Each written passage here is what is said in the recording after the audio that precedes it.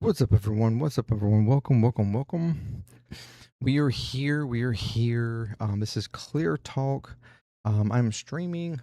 I'm streaming from for YouTube, Clear Talk YouTube, and for TikTok. All right, JMD Nation TikTok. So this is the Clear. This is from the Clear Talk YouTube channel. All right, and over there we talk about um, news, politics, religion, all kinds of things like that. Kind of an open book if you want. I mean, mostly we talk about politics and religion and stuff, but I mean, we can have a conversation about anything really. But what I wanted to do here, if you're coming from TikTok, this is kind of new. And honestly, it's kind of new for Clear Talk too. Usually, I do videos and just post them. But I decided that with all this, what's going happened this weekend, I would um, and kind of events almost seeming like they are just happening almost real time. I decided I would do a stream. Or I don't typically do Clear Talk streams, but even for Clear Talk on YouTube, I'm doing this for uh, to kind of go over, do something different for one, give you a different kind of medium and connection, but also try to make it to where if you wanted to, you could actually engage with me in real time while we're talking about what's going on.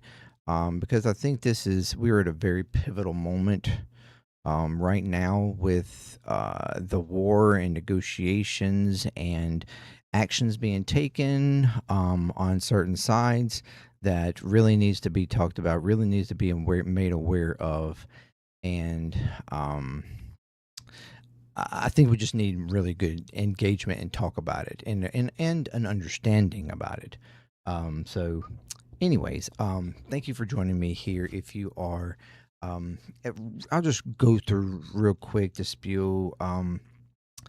If you're new, of course, whether or not it's TikTok or YouTube, welcome to Clear Talk. If you would like to check out more from the channels, links, depending upon where you are, links right here or above on my other screen. It might be below when on TikTok. On YouTube is right here to the side. But you have JMD Drummer, JMD Play, Puzzling. That's my other channels. Um, if you would like, and of course, Clear Talk is this channel. If you would like to check out anything from any of those channels, please do so. Consider subscribing, like, share, comment, all that good stuff to any and all of the videos, if you will. That would be amazing. Helps out. It's free for you. Helps out the channels tremendously to help get them, more videos in front of more people. Help out, the YouTube algorithms and even the TikTok algorithms, I guess, to help get more, more videos out there and more engagement, more more talk. Okay, if you will. If you want to do further than that, there's Patreon right up above there. $2 a month. You can support any of the channels that you would like to help grow those channels, to help grow Patreon, to help grow the JMD Nation, and contribute to that growth however you would like to. Suggestions, input, commentary, and engagement. I mean, Patreon, I have community chats and stuff for each channel separated out, so you have your own independent chat and community private chat. If you want to talk over there with me or other members of the community, that would be amazing. Plus, there's other, priority on suggestions or topics or whatever, and depending upon what channel. JMD is my main channel, or peer, JMD Drummer. That was my first original channel, my drum channel, my music channel, where I started. Um, and that channel has higher tiers. It has upper tiers outside of just the base tier. Where you get actually additional kinds of things. If you want to become a member of JMD there, you want to check out the channel, that'd be cool. But anyways, and then if you want even more, I now have merch as well. So you can go up to this or down here if you're on TikTok. pinkinnovations.com/collection/JMD merch. Okay. And they have merch there for all of the channels. Okay. So that would be, so check those out. Check those out. See if you like anything. See if you want anything from there. And And if you want any kind of discount on that, go to Patreon. If you become a member of Patreon, you get a little bit off of the merch. So that would be amazing. Kind of, kind of helping out all the way around. But anyways, all right. So what we're going to do, we're going to talk about this weekend. What's all been going on? We're going to talk about um, what's happening between Iran, Israel, the United States, everything that's going on. From the back and forth, tit for tat kind of attacks, what's behind it, and whether or not I feel, whether the legitimacy behind any rhetoric that's being said from any of the parties involved, to, what it might be looking like going forward. And then we're even going to go over, after talking through all the updates on all that, we're going to go over that interview that Trump had with NBC News with Meet the Press, and the colossal fallout from that, him erupting and leaving. We're going to talk about that as well. So look forward to that. And again, if you want to engage in the comments with anything that's said, anything that I talk about, any of the events that's going on, please feel free to do so.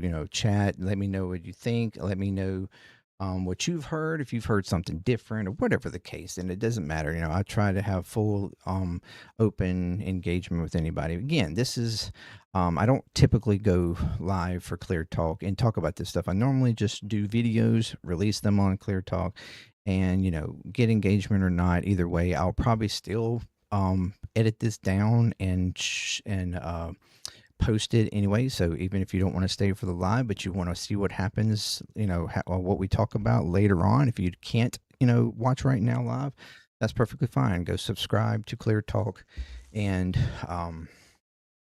come back and watch it later. That would be cool. All right. So, what we know that we've been going over this on the channel for weeks now. We've had constant engagement with trying to have peace talks, quote unquote, trying to engage everything's always right there on the cusp of an agreement, right? Trump keeps saying that we're right there on an agreement, right? We're close, we're just right there, and that's been going on for weeks now. And as we've talked before, you've had every time everything comes up about the what keeps holding us back, right? It's the same thing, it's the nuclear dust, it's the nuclear program, and the Strait of Hormuz, pretty much, basically.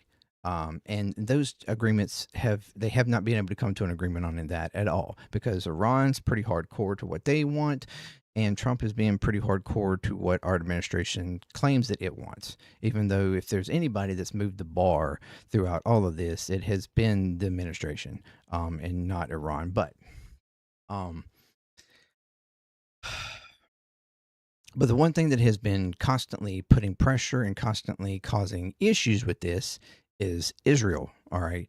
They have constantly, as they normally do with any kind of ceasefire agreement or any kind of ceasefire period, it's, their rule around ceasefire is you cease, we fire. They've been doing this now for years in Gaza now, and they are doing this in Lebanon as well.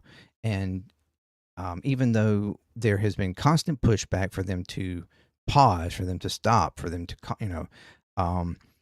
nobody's been willing to stop them. Nobody's been willing to push back on them. Nobody's been willing to say, "Hey, dude, chill out.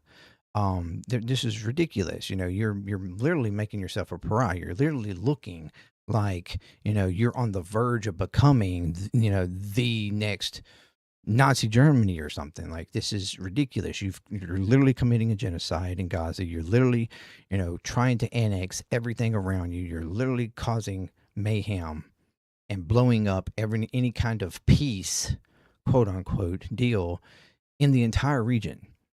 And that has been the case. After the events of this weekend, if you can't look at what's happened this weekend and at this point identify that Israel is the problem and has been the problem, and they are a greater problem at this point. I mean, I think even at this point, Donald Trump has figured that out. And if anybody else, if you're still protecting and defending, and you're saying, well, they have the right to defend themselves, at this point, you're a fool. I'm just being honest. You are a fool. You are bamboozled. You are either a part of the problem, or you are just completely ignorant to what's actually going on. Or in an echo chamber of information that is lying to you. Seriously. So we had previously had Iran state, because Iran's motion at this point, when it comes to the peace deal, is that, look, we could talk about the nuclear dust. We can talk and work out something at some point. We can even talk about nuclear enrichment and us holding back for a certain amount of time, as far as, like, keeping it. I mean, that's the one thing that's been the problem in that whole conversation around the nuclear program, is that this was not a problem. This has not been a problem. It's really, honestly, never been a problem. And the United States has constantly made it a problem. I mean, going all the way back to the early 2000s, and I mean, Iran with the previous supreme leader that we assassinated. It had what's called a fatwa. Okay, and if you don't understand, that's like a religious, basically a religious law. Okay, so set in their moral, a moral law set in religious ties, to where they morally do not believe in having nuclear weaponry, nuclear capabilities, like in a weaponized way. All right, and that was what it goes actually before 2003, but that's when the supreme leader publicly made that a fatwa to everybody. Look, we already kind of had this. I mean, we've had this now for several years. I put it in place way back in the 90s, but since y'all want to make a big deal about it and y'all want to put us on the terror list and everything, I'm telling you right now, we have a fatwa, and so we quite literally, it's a law against our own religious morality to have a nuclear weapon. And while there was constant pressure, admittedly, within Iran from members of the IRGC and other members of their, like, government parliament or whatever, set up to like do away with, or like go against that fatwa, the supreme leader was the one person that was actually continued pushback on that opposition within, like, any opposition within any country. Okay, he was the only one actually holding that back and, like, look, no, I put this in place, I'm completely against it.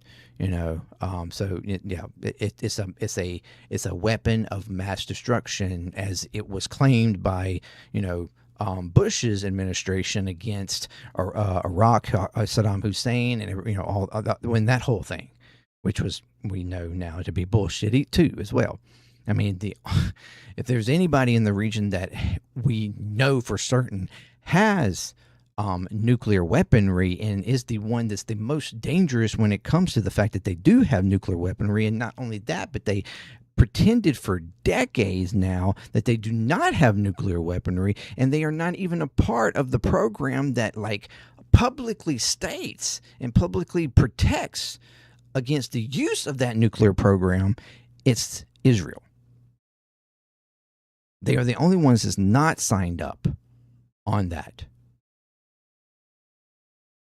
So they have no declaration, no public declaration of the non-use of their nuclear program, of their nuclear weapons that we know that they have.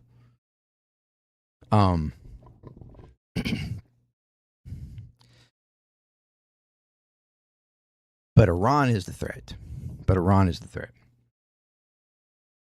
So with all that out of the way,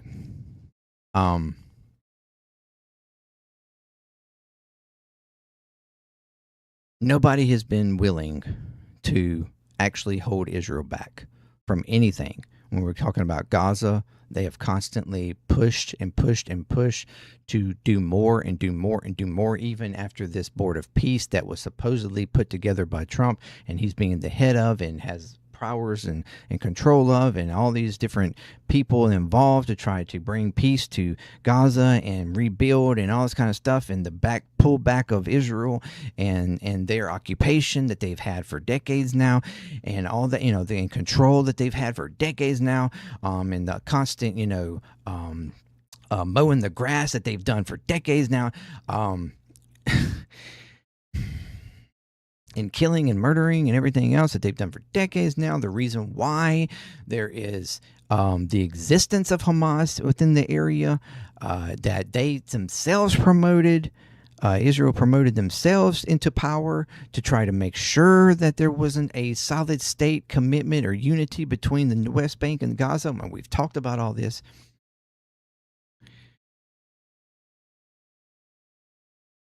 After all that they've done over the past few years, and nobody has actually held them back from it. And since the ceasefire, we know that they have killed almost 1,000 people, almost 1,000, like 900 and something Palestinians at this point, since the ceasefire, quote unquote ceasefire. They continue, whether it's gunfire shots or even missile attacks, or vehicle encouragements, or destruction of property. They have done massive destruction of property and buildings, completely leveling the area. All of this goes against any ceasefire. All of this is an act of war, an act of a military skirmish, as our president likes to say. But nobody has pushed back. They've been continuously allowed to do so, to the point that now they have 60% of the entire area and pushing for 70%. And supporters want it to go all the way to 100%. They want complete eradication, complete clearing of the entire area, and complete control of the entire area, which is what they've wanted all along. To completely annex it, just like Trump allowed them to annex parts of Syria back in his first administration. Why he's wanting and trying to aid them in annexing the West Bank now, or even their emboldenedness at the moment to try to annex and take over southern Lebanon, which is where this is all actually, taking hold of. That at this point they have killed over 3,000 people in Lebanon. They are pushing further and further and further north. They've made threats of attacks on Beirut. They have done attacks on Beirut. They've done threats of actually completely taking over southern Beirut. And that was what actually brought up the whole argument or phone call between Trump and Netanyahu last week, where Trump basically, the whole "you're fucking crazy" comments came from. Because of me, you are not in prison right now. Everybody hates you. Everybody hates Israel. That was reported comments from Donald Trump himself to Netanyahu. Now, whether or not they were actually made in anger or made in more like, bro, dude, man, you gotta calm down, man. I'm on your side, but fuck, man, you got what's going on, dude?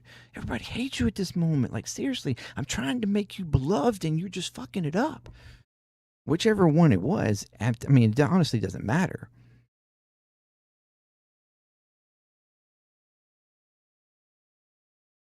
And after that, and after all that information came out, Iran was like, look, if you continue with this, because nobody has stepped up in all of this whole ceasefire between U.S. and Iran, that also included Israel, because they were the ones that got us in this to begin with. It was also to include all of the areas, including Lebanon. It was not just U.S. and Iran. It was the entire area was supposed to be under ceasefire No shots on Saudi Arabia, the UAE, Kuwait, Bahrain, Qatar, Iraq, Syria. Everybody, nobody. There was supposed to be no attacks on anybody. Okay, including Israel and, of course, Lebanon. But Netanyahu was trying his best um, to prevent Lebanon from being included because he wanted to continue to bomb the hell out of it. He wanted to continue to press the IDF up into there to take over more area and the eradication of Hezbollah. It's something, anything to continue dropping bombs or continue some sort of military action so that he does not have to face his judicial system that has been trying for years now, since before October 7th,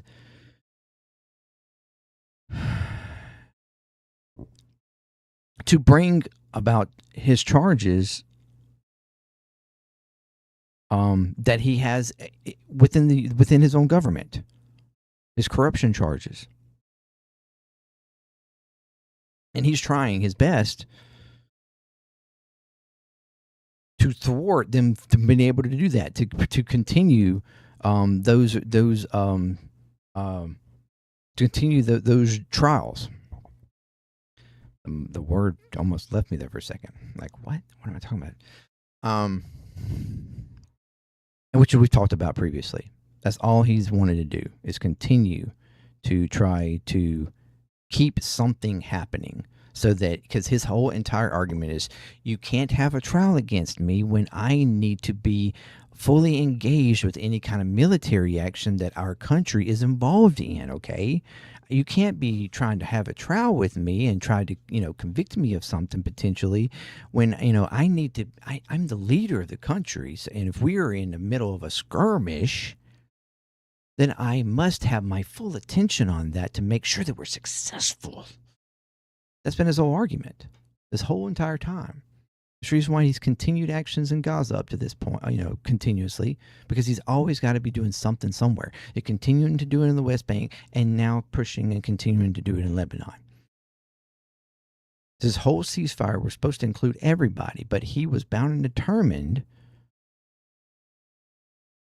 to have Lebanon removed from that agreement so that he could do whatever he wanted. And while the United States at first tried to, very sneakily let that happen, Iran pointed it out. Oh, no. Lebanon's a part of this. We've said that from the beginning. Y'all agreed to that. And now you're saying that it's not? No. Just because Netanyahu doesn't want to agree to it? No. We're not going to talk until it's a part of it. All right. We're all adults here. We're all supposed to be a ceasefire. You don't try to act out like that. So then the United States had to back up. Hey, man, Netanyahu, bro, you kind of have to stop, okay? But have they? No. They've continued destruction.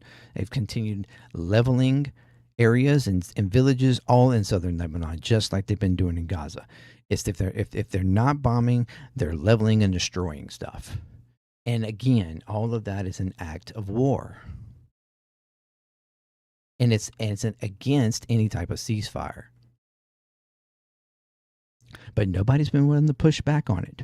And for a while, Iran was just like, okay, we'll continue talking, but you see your little boy over there, he's still fucking around. You better get him on your leash, man. We're going to still talk. We're going to keep this going, but I'm just telling you, if you don't get him on his leash, then we're going to do it for you. And they've been letting that go for weeks now. When Trump kept saying he was going to keep everything under control, and he keeps putting out here, everything's good, everybody's good, we getting this down, we almost to agreement, blah, blah, blah, blah, blah, it's all good. No, everybody chill out. Because Trump wants to do everything he can to control the markets, to make sure the markets are good and make sure the economy continues to appear, as far as stock market goes, to look good. Because that's all he cares about. As long as the economy looks good to all his billionaire and wealthy buddies and making them money, then everything's good.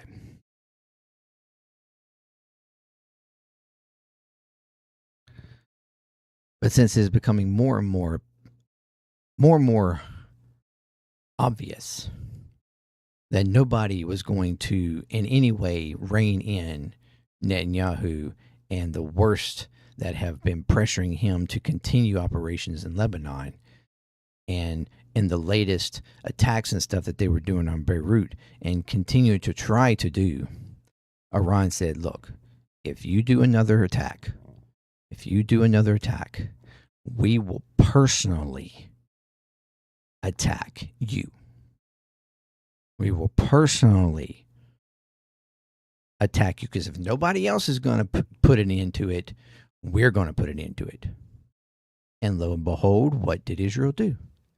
They continued their attacks. They called the bluff. They're like, yeah, right. You ain't going to hit us. The U.S. ain't going to let that happen. And what did Iran do? They held up to the bargain. They said, okay, we told you. So what did they do? They did a barrage of attacks on northern Israel and into even Tel Aviv.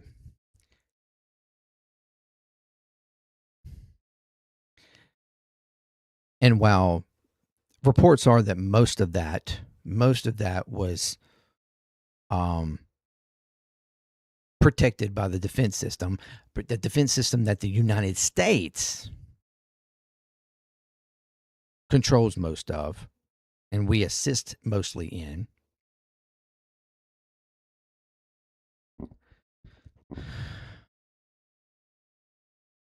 And after that happens, Trump says, "Whoa, okay, all right, you had your fine." He comes out with this statement here. Let me bring it up. I didn't have it open yet. Okay.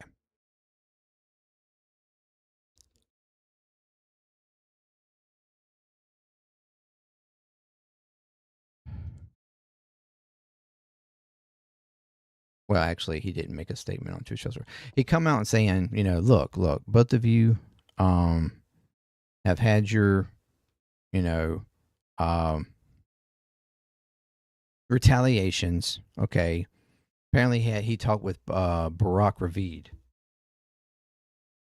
Saying here, President Trump tells Barack Ravid he hopes Israel will not retaliate following Iran's missile strikes. The Iranian strikes didn't hurt anybody. Hopefully, Israel is not going to retaliate. If Bibi strikes them back, it's going to keep going like the last 47 years, which is like stupid because that's not what's been going on at all. But whatever. At the last 3,000 years, which is even more absurd thing to say. We are very close to a final deal with Iran. It is going to be a good deal. I don't want it to blow up because of what is happening now. I'm going to call Bibi right now and tell him not to retaliate. Each of them had their fine. Israel had its strike, and Iran had its strike. We don't need another one. So he's basically telling Barack Ravid, which is, he's a reporter, journalist that once used to be, I think he either was a part of the Israel IDF or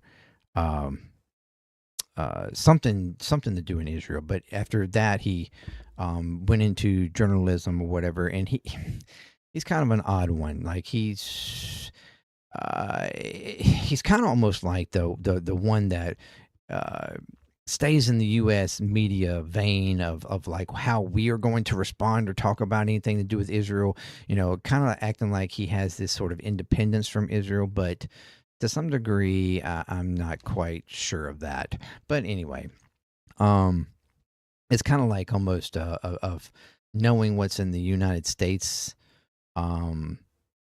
media and policy field when it comes to Israel, like and how it relates to Israel.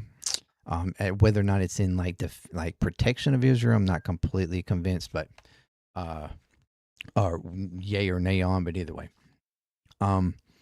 So he comes out basically saying, "Yeah, I'm going to get on the call with Bibi," which he does. He does have a call with Bibi. He tells Bibi not to retaliate. That we're close to a, he's been saying since late last week that we're so close to a deal. It could be in days now, either Monday, Tuesday, or Wednesday. That was his claim of this week. We could have a deal. All right. And he was, and I think he legitimately, actually, at this point, wants that deal. He wants something to be able to call a win because he knows that at this point, um, he is lost on all fronts. No matter how much he wants to argue that he's destroyed this and destroyed that, when it comes to the whole point that they claim this war has been about, which was already unnecessary and illegal on just that,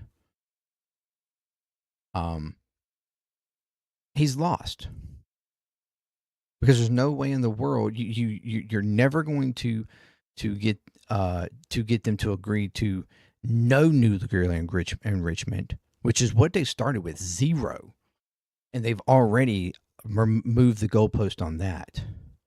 Even though publicly he still tries to say every now and then, "Oh well, I don't even really want 15 to 20 years. I want none of it." But I mean, you know,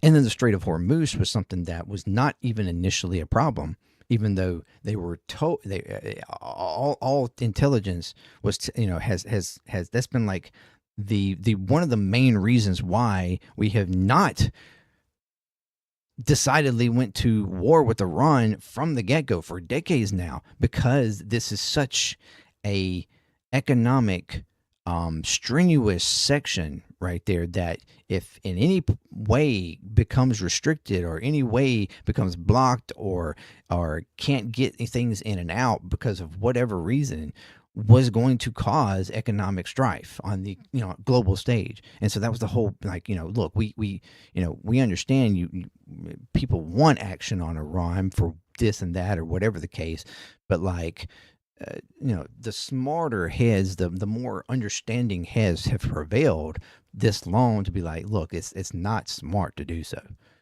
because if they at any point decide that they want to stronghold this, then this could cause some major problems. And the U.S. intelligence has known this.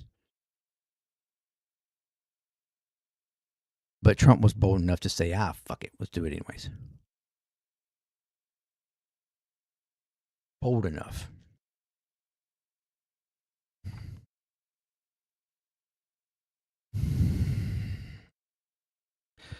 So Trump tells him no.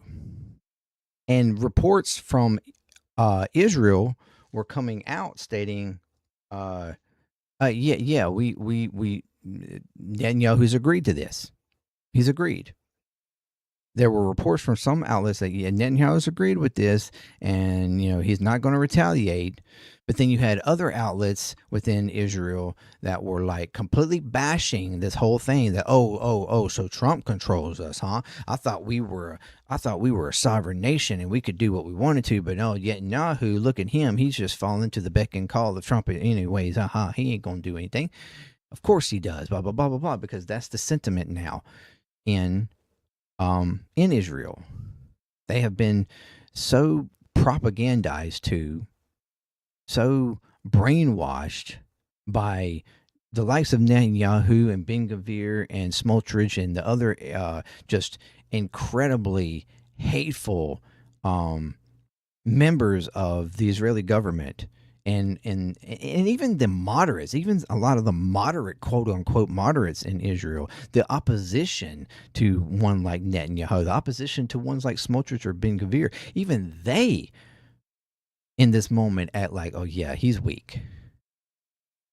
Well, we're just gonna let Trump control what we do, because they are in favor of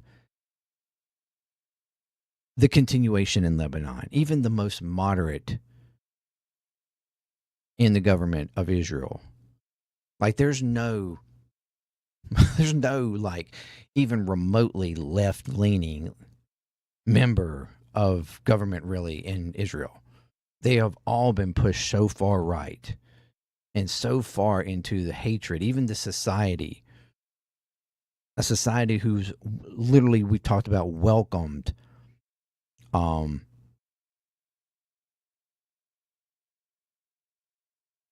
the murdering and hanging and killing of Palestinians in prisons, like just for no reason, just straight up, or a society who's completely open and accepting of policies that are allowing for, you know, sexual abuse and stuff within the prisons on Palestinian people, like egregious sexual abuses.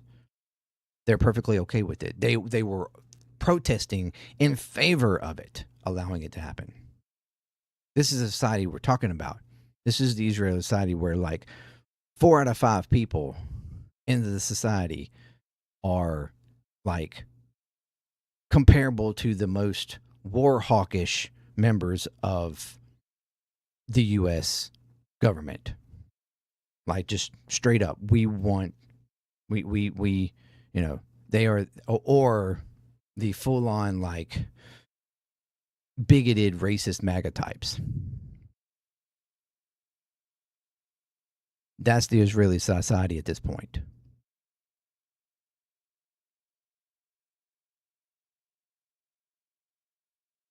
And then it's even reported that Trump said here, um, by to the Financial Times in a telephone interview, Trump, quote unquote, says uh, that Netanyahu will have no choice but to accept whatever deal the U.S. negotiates with Iran. Donald Trump said because the U.S. president, quote unquote, calls the shots.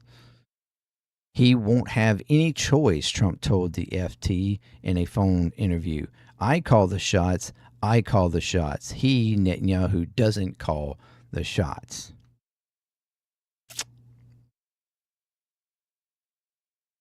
So this is Trump coming out as this big, bold, man that has Israel under control,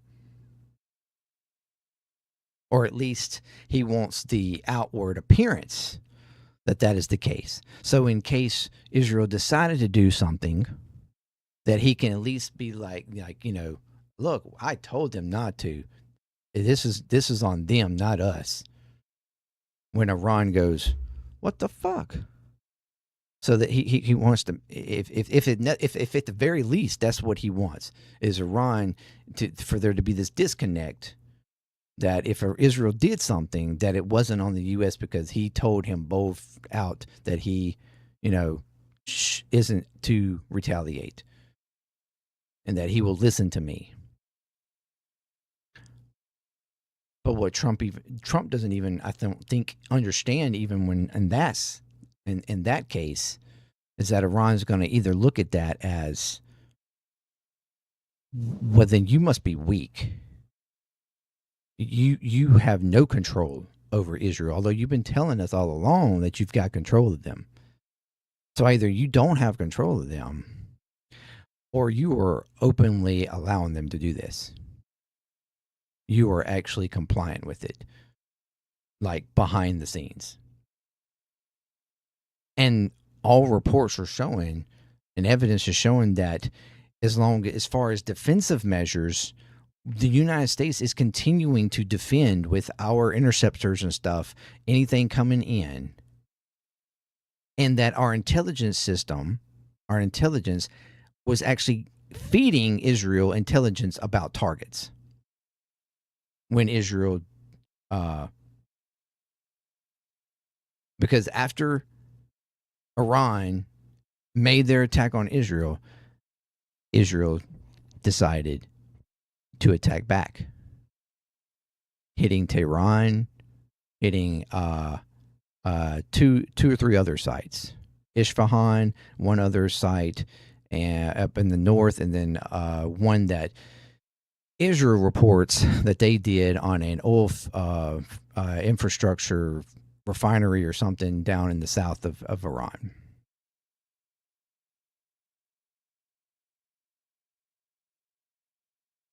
So even after Trump came out talking all this bullshit, he has no choice but to accept the deal. He has no choice because I call the shots. I told him, I tell him what to do and he does.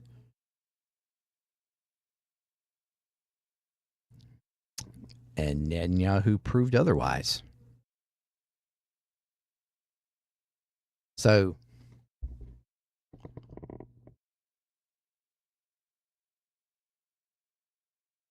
any talk from even the U.S. side, any defenders and protectors of Trump, oh yes, he's the one in control of this. He's the big bad wolf. He's the one that, if there's anybody that's going to hold, yeah, Netanyahu's not in control. We are. We're the ones that tell them what to do. They are our client state. Israel just proved otherwise. Israel just proved that no matter how big and bold Trump thinks he is, or how much he might talk on the phone and tell Netanyahu how fucking crazy he is, it to not retaliate, they're going to do what they want to do. Because ultimately, Netanyahu has internal pressure, not only from his cabinet members and security members, but also from his own fucking media and citizens. Because that's the crazy part. He not only is he in trouble of losing his position due to just like criminal acts through the judicial system, he's also in trouble of losing his position from come elections this year because of people within Israel not thinking that he's bold enough. Between the very small amount of people who just straight up don't like him because he's going too far and they don't like what he's doing, there's a growing sentiment even with those who are previously been supportive of him, and the reason why he's even in the position he's in, don't think he's going far enough. It's very similar to like here in the United States, those like extremely far MAGA, like the Nick Fuentes's and stuff like that they're kind of going against Trump now because he's not actually living up and being as racist and crazy as they want him to be, especially when it comes around immigration and shit like that. Over that's a crazy thing to say is like amazingly racist that ICE has been on immigration, that they're still not going far enough for these people is wild. But it's the same kind of thing there, that if you claim that you're going to do something and then your supporters don't think you're going far enough, they will eventually turn against you. And that's the same thing that's what Netanyahu is facing right now. He's facing hatred from both sides of the spectrum. The very small section of people in Israel that just genuinely oppose him because of all of his policies or all that he has previously, the more what few left-leaning people are in Israel, but even from the extremely far right, and not even extremely far, just like the majority of the right in Israel, is fed up with him because he doesn't go far enough. He's not hateful enough. He's too lenient and too prone to accept terms from, say, U.S., from Donald Trump, or for whoever that's in power, to not push buttons too hard, too strong. But the opposition, in desperation of him trying to hold on to power, for multiple fronts, him trying to hold on to power, he's been willing to move his own goalpost. He's been willing to move even his own opinions in desperation to try to keep hold of what little base he still has, even in his own camp.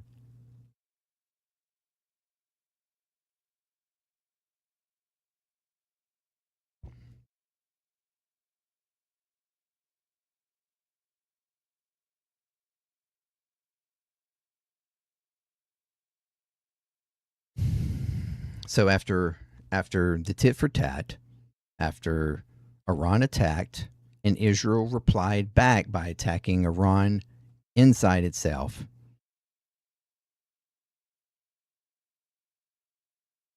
Iran turned around, I think, and did a few more attacks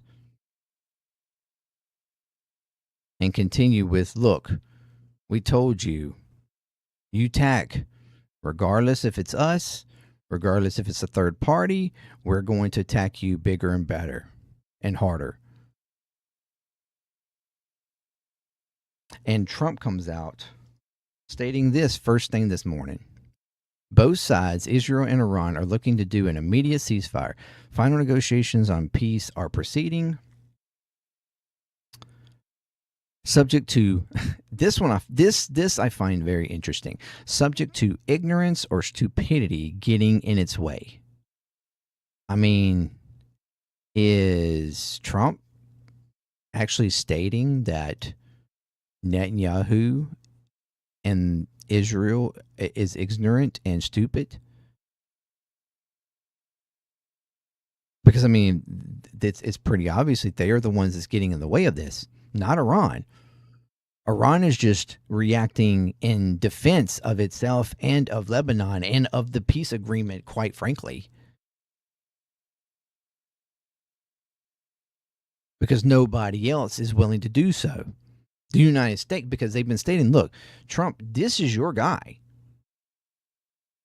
You were supposed to be keeping him in control. And anything that they continue to do is your fault. It's fault of the U.S. because the U.S. is supposed to be keeping them in control. It's being supposed to be keeping Israel. It's supposed to be keeping Netanyahu. It's supposed to be keeping the actions that they continue to do in control. And when it looks like you aren't keeping in control, then clearly this is your fault, and we are going to. It's breaking the ceasefire. It's breaking the whole agreement. We don't have any trust in you and what you say and what you claim. So therefore, there can't be any. There can't be any negotiation. There can't be any progression in this agreement because you clearly you say that you want a ceasefire. You say you want a peace agreement, but when there's a factor of this peace, a member of this peace agreement that continuously breaks that peace and you can't control them from doing so, then we cannot make a peace agreement because we have no confidence in you being able to keep them from breaking that peace agreement. Simple as that. Simple as that. Iran, once again, being the bigger, more mature heads in the room.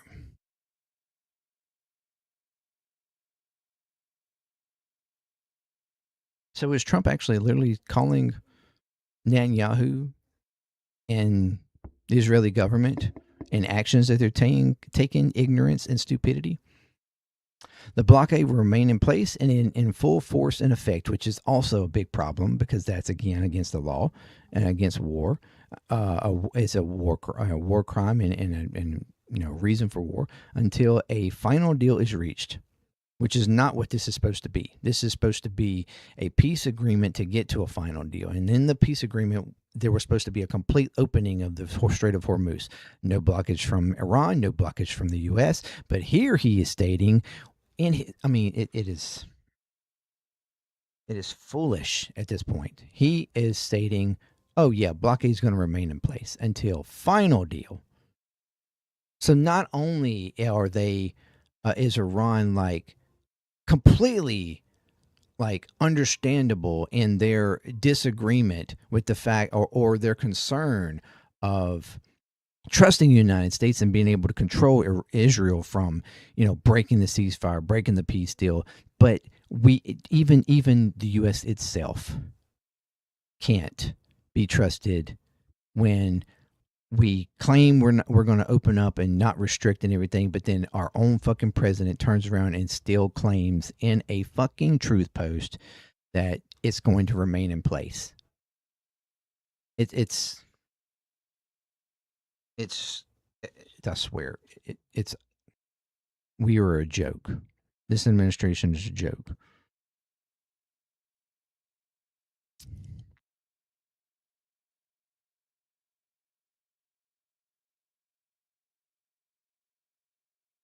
And the last that I have seen, even after we've said to stop, Israel bombed anyways. Iran retaliated. And Iran, apparently, after Trump came out and said that, Iran said, "You know what? Okay, cool. We won't bomb anymore." Israel, if as you say Israel claims it, we're calling your thing again. You said Israel agreed to this. If they make some more further attacks, whether it's on us or Lebanon, we're going to go right back at it. And then from what I last understand, Israel has already done another attack in Lebanon. They just don't stop. They won't stop. Netanyahu will not stop because of his desperation and the just whole like mentality of Israel at this point is that they can't stop.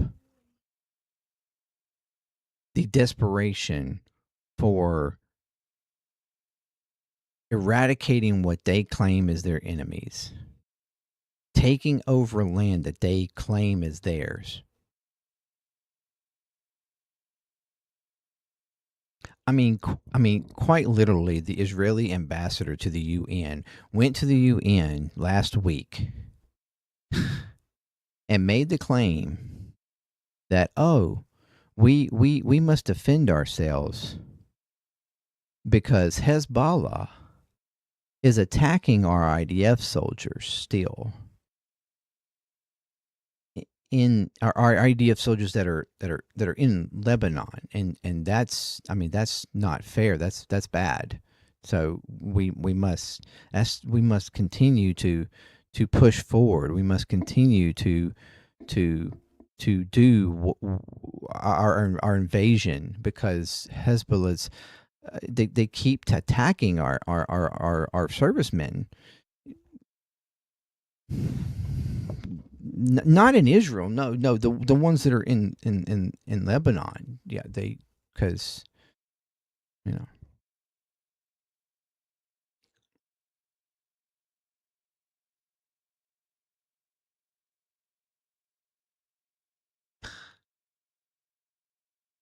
Israel just sounds like complete whiny bitches.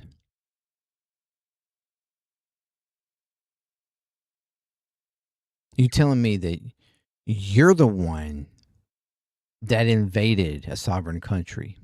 Your military servicemen are in another country. And because they are being attacked by defensive groups within that said country, oh, that's unfair, and your IDF soldiers need protection, and we need to and we need to further carry out actions there because of that.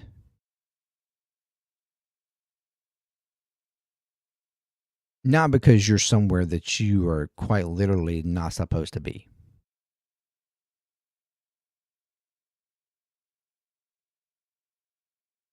I mean, it's bad enough. It's bad enough when the U.S., we have our bases, all around in all these different countries.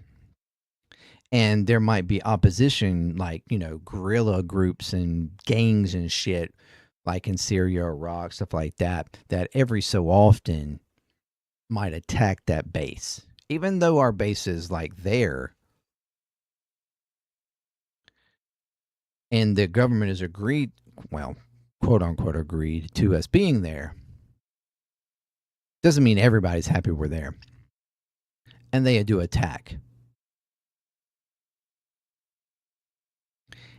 And some of our service member might get hurt. It's like, and then we thought, well, oh my gosh, how dare they? How dare they attack us? We must blow them up. We must do, some sort of action to take out that game because they decided to attack us because they don't like our presence here. but we are legally here. It's that kind of bitchiness, that kind of like whine, and that kind of like, what? Are you kidding me?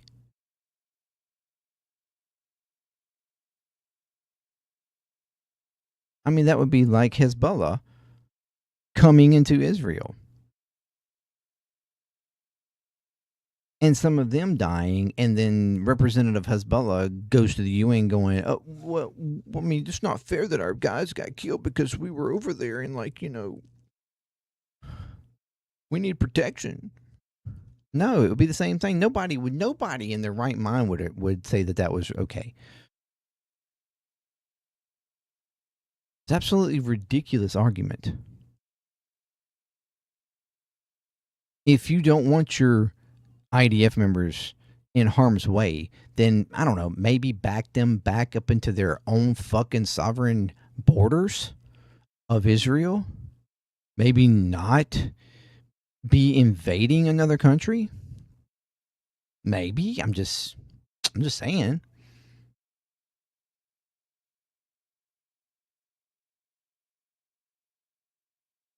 So that's where we stand at this point. I have been looking for any kind of additional like attacks or anything that's being done. The Houthis also got involved at one point. They have made the announcement here, Yemen. Also struck in Tel Aviv. There's been a coordinated kind of balance of Iran, the Houthis in Yemen, and Hezbollah has even sent some attacks into northern Israel as well. But Hezbollah struck Tel Aviv area, declares a total ban on Israeli shipping in the Red Sea. So Hezbollah has joined in. I mean, Houthi has joined in on this.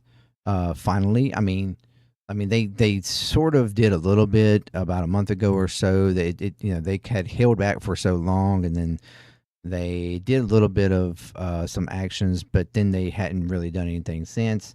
But here we are again, and this is a unified effort by the axis, okay, of Iran, and that again is the whole point. Everybody has made a big deal and made it like, oh, this is the axis of evil, all these evil people, these terrorist groups, Iran, Hezbollah, Hamas, the Houthis, those guerrilla groups in Iraq, and all this kind of stuff. Like they're such evil terrorists because they attack Israel.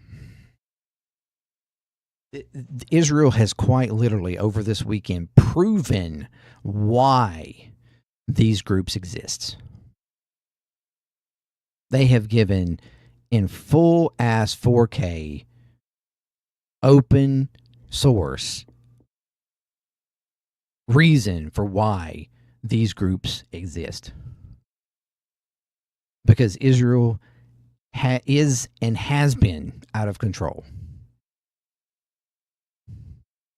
They are the ones that from day fucking one, started shit with everybody.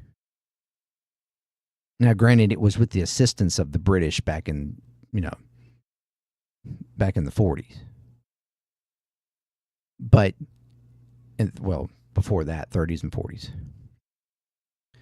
But it was quite frankly, it's been Israel from day one that has been in constant attempt to take as much as they could take, to control as much as they could control, to attack and to push back and to erode what was the Middle East. And they've made everybody at some point in time an enemy.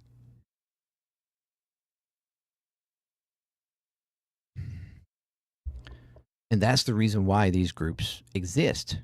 Because when their own countries or their own governments could no longer or did not have the ability to fight back or did not have the will to fight back or, due to economic pressure on the global stage or whatever the case, then you wind up with internal groups within those countries that basically build up a coalition of like a guerrilla group, um, uh, a militia style group in defense of said country. And that's the reason why these groups even have, like, while they, their governments might oppose it because of many different reasons, not necessarily because they oppose the defense that they give on that country, but they might oppose the fact that it's, puts them on a bad rep or a terrorist list or whatever the case, because anybody that opposes certain people, Israel, is put on a terrorist list, regardless of whether or not they're actually legitimately terrorists or not.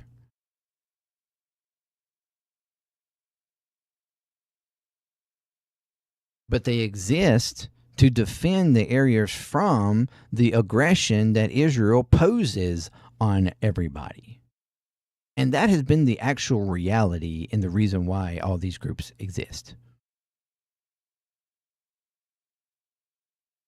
Hezbollah came out of Israel previously annexing and occupying Lebanon, where they occupied them for like fucking 20 years or so. What came from that, the pushback, and what eventually got them out of Lebanon was the uprising of Hezbollah in opposition of their occupation. Hamas, the same thing. Hamas came up out of the occupation and control of Gaza from Israel. I mean, there's multiple groups within Gaza that are like, that are anti-Israel, or that they're like gang groups and stuff like that. But Hamas became the like most coordinated, strongest, largest group.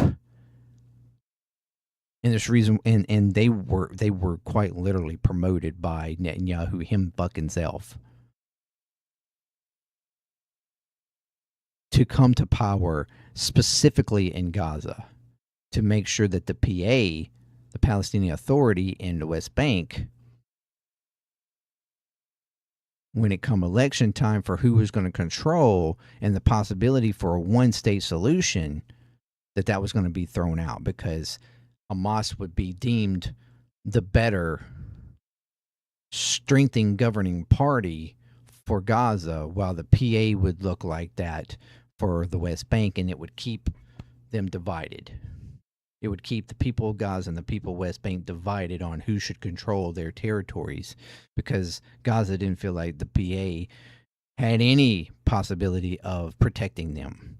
That Hamas Hamas would protect them more, and that they would be better off with them controlling them, which separated the two areas, like governing wise, and prevent a unity for them to have one state. And that was Netanyahu's point all along.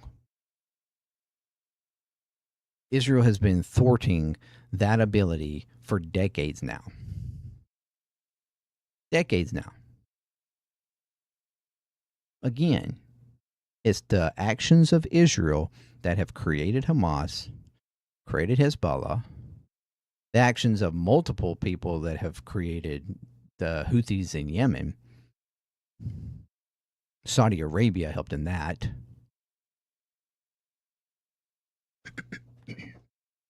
Our own actions that have control and have caused the guerrilla groups and stuff in Iraq and Syria.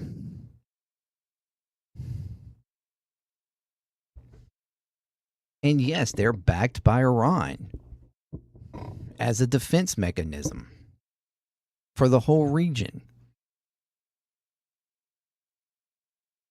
It's no different from us backing Israel, or the backing that we give to some of the other nations like Saudi Arabia and the UAE, and protections and stuff. Our bases around there, we quote unquote put there to protect them from the quote unquote terrorism of Iran. Although we've proven that we can't actually protect them, or we're not willing to protect them, at least not as much as we're willing to protect Israel. when it comes to this whole war to begin with.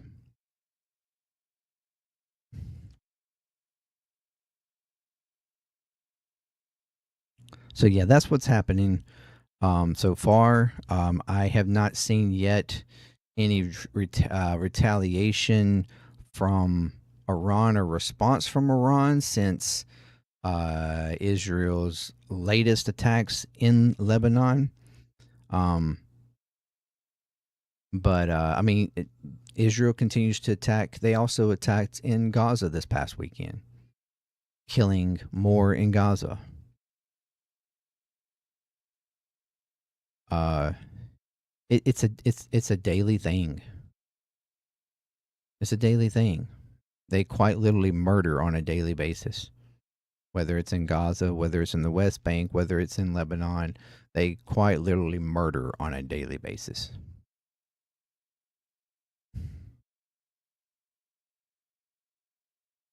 That's what Israel has become. And nobody at this point has been willing to push back. So Iran has decidedly, in this moment, chosen to be that pushback.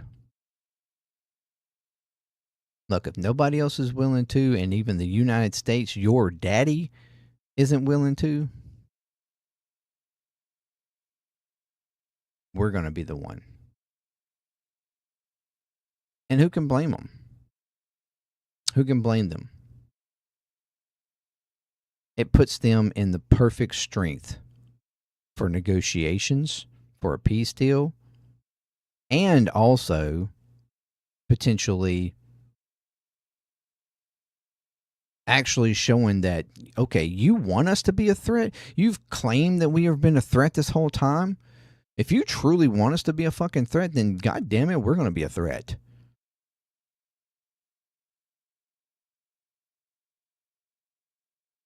I mean, and quite frankly, the U.S. at this point, Trump. I mean, if he had any fucking balls about him, if he had any actual interest in creating peace,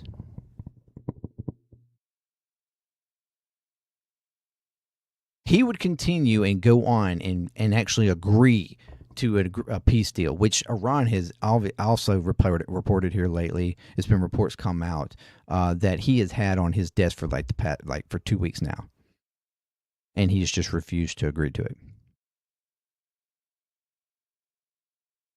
because he's hoping to wait out the whole blockade that Iran will just eventually cave under economic pressure.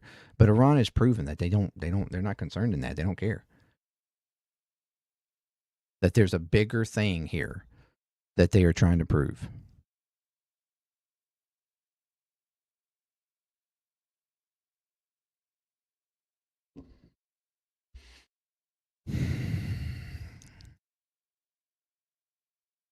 So what Trump really could do is actually make a deal and then quite literally tell Netanyahu, tell Israel, look, we made a deal. You accept it. And if you don't accept it, then you're on your fucking own. We're not going to defend you. We're not going to help you. We're not doing any offensive. We're not doing anything defensive. I mean, really, leave Israel to their own might. Pull our interceptors. Pull all our military equipment, everything. Pull it all out. And then tell Israel, if you decide to continue something in Lebanon, if you continue something towards Iran and Iran retaliates, you're on your fucking own. We told you to leave it alone. We told you to back off. We told you to stop. We told you we made a deal. If you break that deal, then you're on your fucking own. And see how long Israel lasts. See whether or not they actually have the balls to do something on their own, knowing that U.S. will not actually be there to protect them.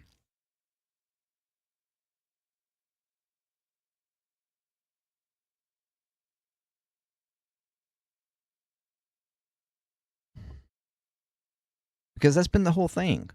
Like when it comes to NATO, the idea is we help protect you if you are threatened upon. Like if somebody attacks you, then the whole force of the NATO has your back. Any of the members. But with Israel, it's always been different. It's always been, it doesn't matter if Israel's the one that does it or if Israel just feels like they're threatened and they don't actually have a direct threat or they haven't had an actual direct attack or anything like, even if they first do an action, then we are to help defend and protect them in any retaliation. And that's not how it works with anybody else.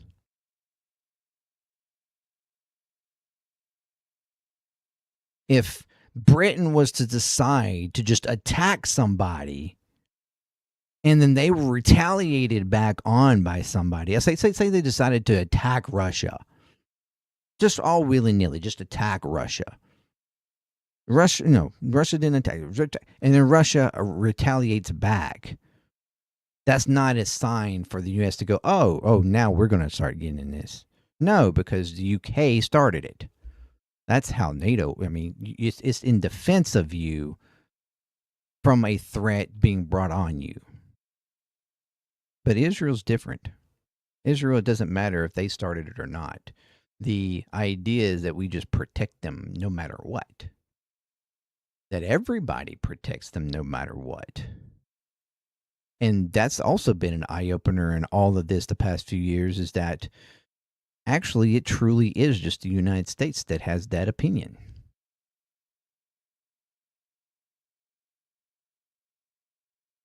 And has that quote-unquote policy. Why? Because of the Israeli lobby that we've allowed into our government, that we've allowed to have control, AIPAC and amongst others. The Levins of the world and the Adelsons of the world and all that have gotten and pieced themselves all throughout our government, in the Republican Party, in the Democratic Party, in our leadership, even to the point of our locality, like state governances and stuff. They have embedded all throughout our political system. Funding and lobbying for their protection, no matter what. In the name of Great Israel, in the name of the Bible, in Armageddon, and all these Christian nationalists that think, that we've got to protect them and help or allow them to do what they need to do to bring on the end times or whatever. It's absolutely ridiculous.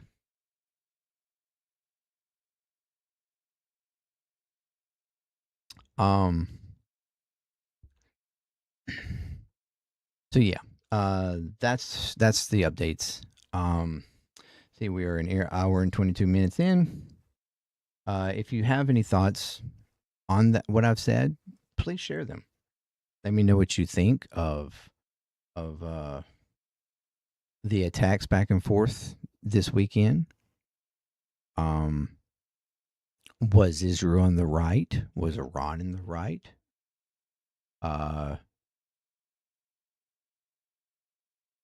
Was any of them in the wrong? Like, what do you think? Does Trump actually have the ability to stop Israel, or does he not?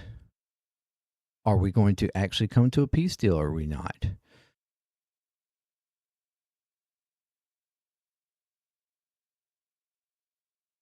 Is Israel going to continue to try to upend the peace deal?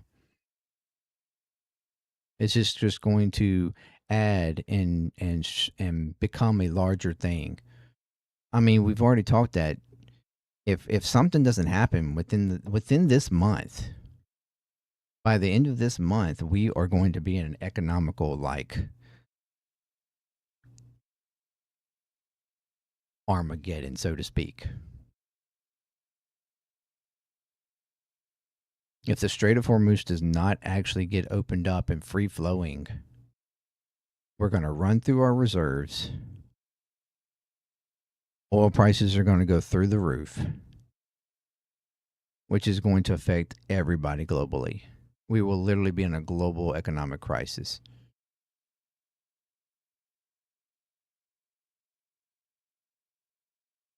The 4th of July is not going to be the typical 4th of July that we're used to. Let's say that.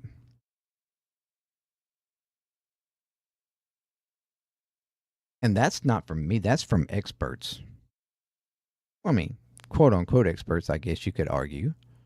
And whether or not you believe whether or not they're actually experts or not, or they're just trying to create panic to control stuff or whatever. But I mean, the signs are there, the data is there. And while they've been trying to keep it from happening by using up the reserves as much as they could to prevent it from happening, you don't have but so much reserves. That's the reason why do you think Trump is actually, at this point, really honestly seemed like he's trying to get a deal? Where previously it's been kind of like whatever. But this past week, he's been strongly, really trying to get a deal and trying to not let anything actually upend it. Even though he makes these little comments like, oh, if we need to, we'll go back and we're just going to bomb the shit out of them. At this point, Iran knows that that's just talk. Because behind the scenes, clearly, he's really actually trying to truly make a deal at this point. Because it's in his most political protection to do so. Because he can see his own base cracking and breaking around all of this.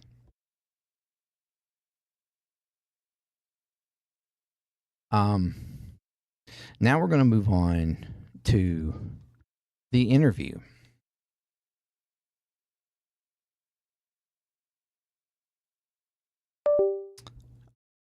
So this will probably be when I get to posting. This will probably be a separate video, honestly. But we're gonna go through this video. This is the interview. We're going. I just knocked my.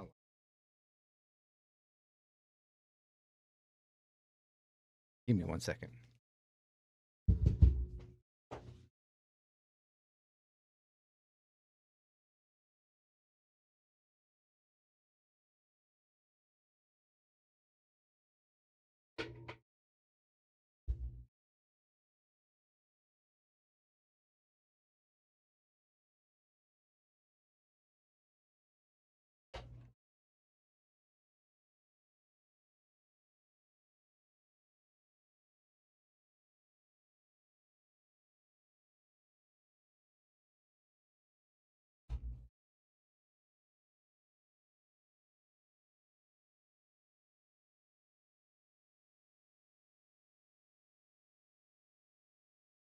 There we go. My bad. I'm sorry.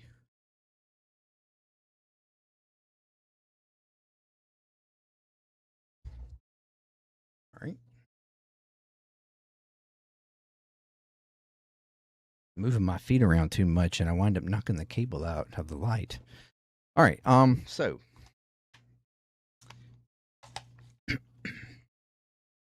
yeah, at this point, again, thank you for joining me here. Welcome. If you'd like to check out more from the channel, please do so. Consider subscribing, like, share, comment, all that good stuff to help get more videos in front of more people. If you want to check out more, of course, there's all the channels there. Check out the channels and subscribe, like, all that. It's free for you. Helps out the channels tremendously.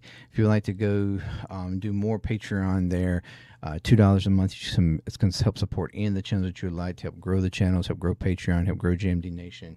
If you want, also with a Patreon membership, you get discounts on the merch, on the new merch store. So check out the new merch store, or right down here on TikTok. pinkinnovations.com/collection/JMD merch. If you like something there, then get it, please. And also, even if you don't want something there, just go to pinkinnovations.com if you want any kind of custom work done, custom shirts, hats, cups, vinyls, things like that. That would be amazing. That's my girlfriend's business. That's what she does, and she will go over and beyond to try to help you out with your custom needs. So, yeah. And if you're returning, you're freaking amazing. Welcome back. Keep coming back, because you're what makes Jam Nation. Okay, so we are going to now, in this hour, we're going to, or well, it probably won't be an hour, but we're going, or maybe. We are going to check out the full interview of Trump and NBC News with the Meet the Press. There's some interesting things that he says in here that I want to point out when we get to those spots. And then, of course, the very end where he just acts like a full-on petulant child and ends the interview. It is wild. So let's get to that.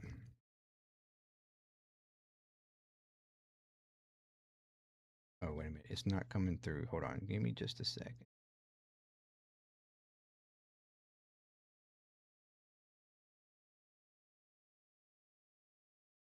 Good Sunday morning. Today marks 100 days since the United States launched the first strikes against Iran. Midterm pressures are growing, with no clear end to the war in sight. On Friday, President Trump took his case to rural voters in Chippewa Falls, Wisconsin. At the invitation of the White House, we joined him at Custer Farms and had a wide-ranging interview that was unfortunately interrupted multiple times by the stormy weather overhead. President Trump, welcome back to Meet the Press. Thank you. Thank you so much for being here. We are going to talk about your visit while you're here in Wisconsin, but I'd like to start off by talking about the major issue that you are focused on every day, which is Iran. Sunday will mark 100 days since the first strikes. Your Secretary of State, Marco Rubio, said that the war had concluded. And yet just this week, Iran attacked U.S. allies in the region, calling it retaliation for a set of U.S. airstrikes. Is the United States at war with Iran? Well, they've been largely decapitated, and I call it a military exercise because people would rather have it called that. It's not a big war for us. It's not. We have the most powerful military in the world. I built it, frankly. I built it in my first 4 years, and I'm using it a little bit in my second 4 years. Their Navy is gone. Their Air Force is gone. Their anti-aircraft is gone. They might have built it up a little bit over the last 4 weeks during this little ceasefire that we did at the request of some very good people, very, very fine people from, actually from numerous places, as you know. You know, there are a lot of people involved, but from Pakistan in particular, the Field Marshal and the Prime Minister. And right off the bat, doesn't it feel very weird to state that, like, in the war, this is an excursion? You know, a lot of people prefer we call it that because, you know, that's, it's, you know, it's not really a war. We're not really, it's not something, it's not a major thing. You know, it's just a little bitty skirmish. It's just something we just took a little turn and we went over here and we're like, hey, you know, let's get some stuff done over here because we just did this over here. It's just, it's not a war though. But yet later on, he actually literally defines not only Iran as a war, but Venezuela as a war. I shit you not. Let's continue. We're very close to having a deal, and if we don't have a deal, we'll do it one way or the other. Either way, we win. I do want to talk about the terms of any potential Sure. deal in just a moment, but let me just follow up with you. You did post on social media just this week, my final negotiations to end the war with the Islamic Republic of Iran. There is a naval blockade in place, which technically is an act of war under international law. So is this a war as long as there's a naval blockade in place? Well, we have a blockade. It's been extremely effective. And the reason we have it is they try to blockade it. Now we blockaded them. And well, they did it, so we had to do it. That's always been. Isn't that such a petulant thing to say? And I mean, that quite literally, they've been saying that since the beginning. But like, it's such a petulant thing to say. Well, they did it. It's like the same argument that Mega always has with anything that's ever brought up about Trump. Well, you didn't say it when so and so said it. Blah blah blah blah blah blah. So if they did it, then we should be able to do it. I guess it's sort of like, but you argue that them doing it was wrong. But when you do it, it's not wrong. Because they got away with it in your eyes, so you should be able to get away with it too? Like, it's the same argument as is you being mad about somebody stealing something from you, but you go and steal from them, and somebody says something, you go, oh, well, he stole from me, so, I mean, like, I should be able to. If he stole from me, I should be able to steal from him. Like, it's so fucking childish and petulant. Anyways. As you know, they're losing $400 to $500 million a day. It's not sustainable for them. They have an economy that's shot in addition to everything else. Their leaders are gone. Their generals are gone. Their first tier and second tier are gone.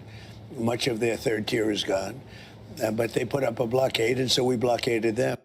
They're gone. Everything's fucking gone, but yet they're still able to do military actions and shoot out missiles and shoot down drones. They literally just shot down one of our drones just a couple weeks ago. I mean, and you claimed that they didn't have that ability over a month ago, but they've continuously done it. Like, and we have the ultimate blockade. I don't consider that a war, but if you want to define it as such, I guess you can. Well, how do you define it? I don't define it at all. I don't think about it. I just do what I have to do. I don't think about it. I don't define it at all. I don't think about defining it. I mean, it's, some people call it a war. Some people don't call it a war. They just call it a skirmish. I mean, I don't care either way. It's making me look good, or it's making me money, or whatever. It's making my buddy's millionaire money, whatever. I don't care. I just do whatever they tell me to do because I'm a fucking puppet. Whatever. It's so stupid. I don't think about it. But if you're not specifically calling it a war, would you consider sending some of the troops who are stationed there? I absolutely who were sent love this question. Because of Operation Epic Fury there home? No, would you consider sending them home if it's not technically a war? We don't need as many troops. I think it's like it's on the to err on the side of caution.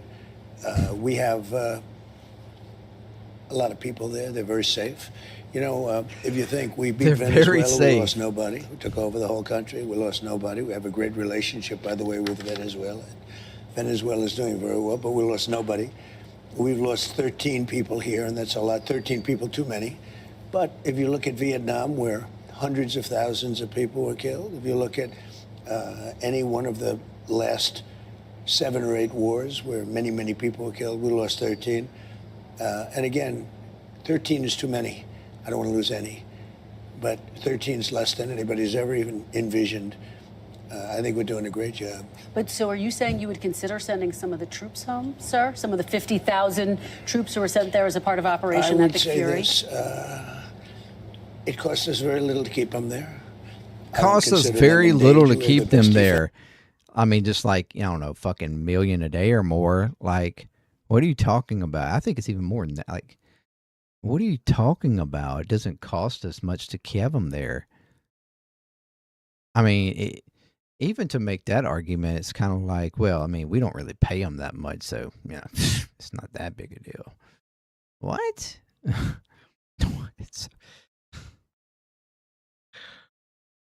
We don't really need them there because it's not really a war. I mean, they're safe though, so we might as well just keep them there just in case. But I mean, we don't really need that many there. It's probably a bit extreme, but I mean, yeah, but they're good. We're going to keep them there because they're safe. There's no reason to worry about it. I mean, but I mean, well, yes, they've blown up quite a few of our bases, and we had to move them to like hotels and shit. But I mean, they're safe. It's not a. I mean, yeah, they did attack a couple of those hotels, but everybody's good though. It's pro. Anyone's ever seen. We have the best offense anyone's ever seen, so I don't consider it danger. I would say it would be foolhardy to do that because maybe we may use them. It's unlikely, but I think we'll keep them there until such time as we have a completion. And when we have a completion, you will see things like you've never seen. The oil will go down. The stock market already, as you know, it's hit an all-time high. Even in the midst of it, it hit all-time highs. You keep manipulating it.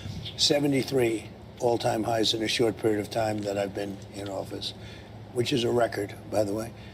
And, we're doing very well. But the main thing is we cannot let Iran have a nuclear weapon. Can't do it. What is we won't do it. Yeah, you just referenced the 13 Americans who were killed. And I want to know what your red line is. What would trigger you to restart military action? Would it be Iran killing more American citizens? Well, certainly that would be something that I would think about very seriously. But my red line would be if I think I wasn't going to make a deal or if I wasn't going to make a deal fast enough. So we're having very good negotiations with the people that are leading the country now. It's the third group that we've been dealing with. And they are different. And you could say it's regime change, actually, because these are very different people. I find them to be more rational. Very smart. Who is that? Who's leading the country? Well, I don't want to go into names, but you know who they are. I mean, they're leaders. They're respected, respected by the people that have to respect them. They are calling the shots. We know that because we see it through various tests that we've given. It's a little bit strange because you have leaders that have been there for a long time and they get wiped out. Then you have leaders that you also know, the second tier, and they get wiped out. All of a sudden, we're dealing with different people. But no, I think... And I understand when he says second tier, he's talking about the people that the United States would have preferred being in power. That's what he talks about in second tier. We took out the first tier, the ones that were there. We assassinated the previous, the supreme leader. And then the second tier, those are the second, even sometimes he says we took out the third tier too. Like, it's because those are the people that we would have preferred being in power, but Israel bombed and killed them.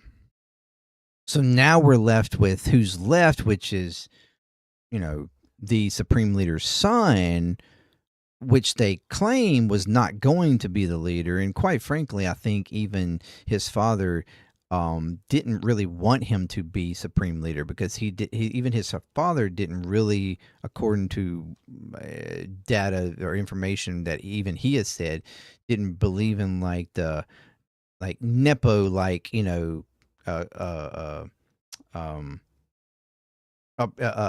appointments or whatever. Like he didn't want his son to follow in his footline. He wanted somebody else to take that step.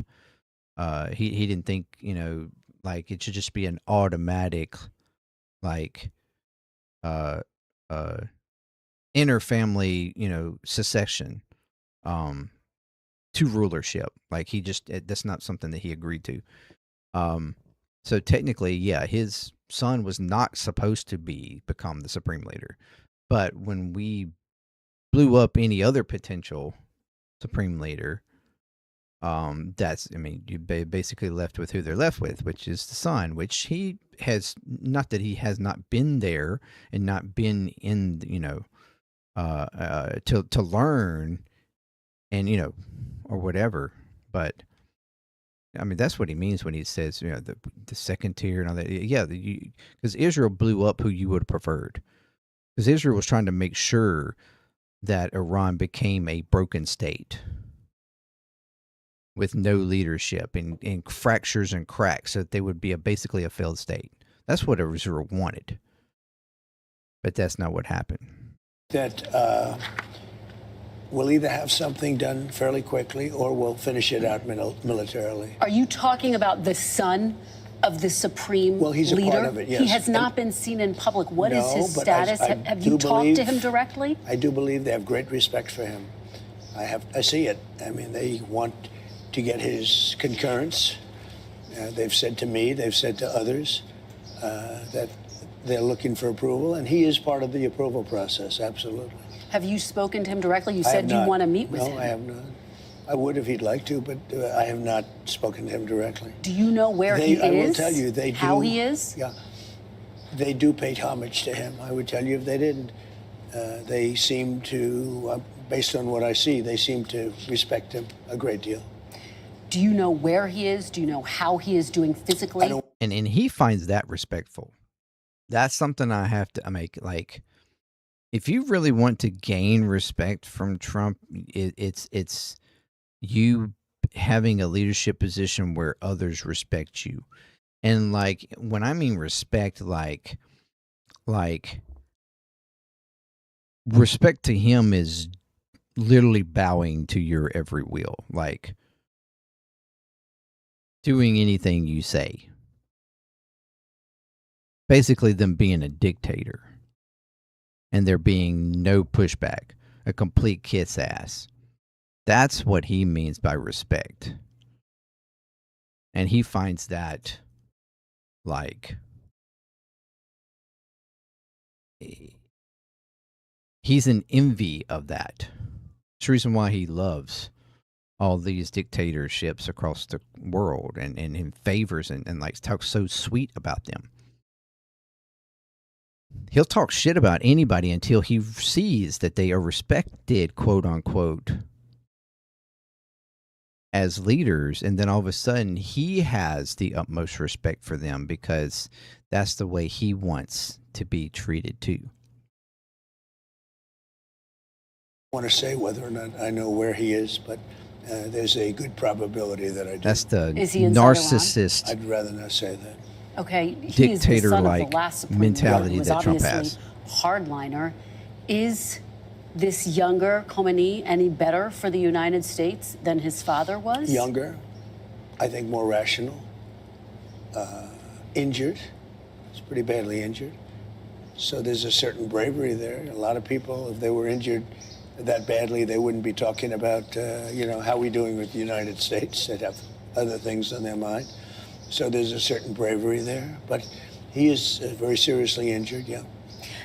What is the status of talks exactly? It's brave when a leader gets hurt, but when our troops get hurt, when our veterans get hurt, oh, they were fools. They're I mean, bro. He's talked shit about veterans that come back injured in the past. But yeah, leadership, no, that's bravery when they get hurt, injured. Because, his ear and all. In this moment, how close are you to making a deal? Are we talking about days, weeks, months, Mr. President? I think we're very close. We have a couple of points. They don't even seem like big points. They've conceded the fact that they will not have nuclear weapons. We had a clause in there that we will not develop nuclear weapons, and everybody was very happy with it except me. And I said, well, what happens if they not develop, but they go out and purchase, they acquire? I want to put the word, if they buy or purchase or acquire, you've got to have that in there too, because that's not developing. So they don't have the right to develop or speed this purchase, up, acquire, or buy. Have they pushed back against that? Is that one of the sticking points? A little bit, and then they didn't. Okay. You have been saying for months, Mr. President, that Iran is begging to make a deal. True. If they are so desperate to make a deal, why haven't they made a deal with you yet? Because it's a very hard thing for them. They've had great She independence. asked They've dealt with very excellent weak and questions. ineffective leadership on behalf of the United States and other countries, frankly, that allowed them to get away with murder. And I think they can't believe they're in the situation where they've been virtually decapitated. But if they're so desperate, Mr. President, why haven't they said yes to the terms you're Because they're proposing? strong, they're proud. There are things they never thought they'd be doing that they're going to have to do. They've got no choice. And it takes a little while. You're talking about 47 years of getting away with whatever they wanted. I mean, this should have been done long ago.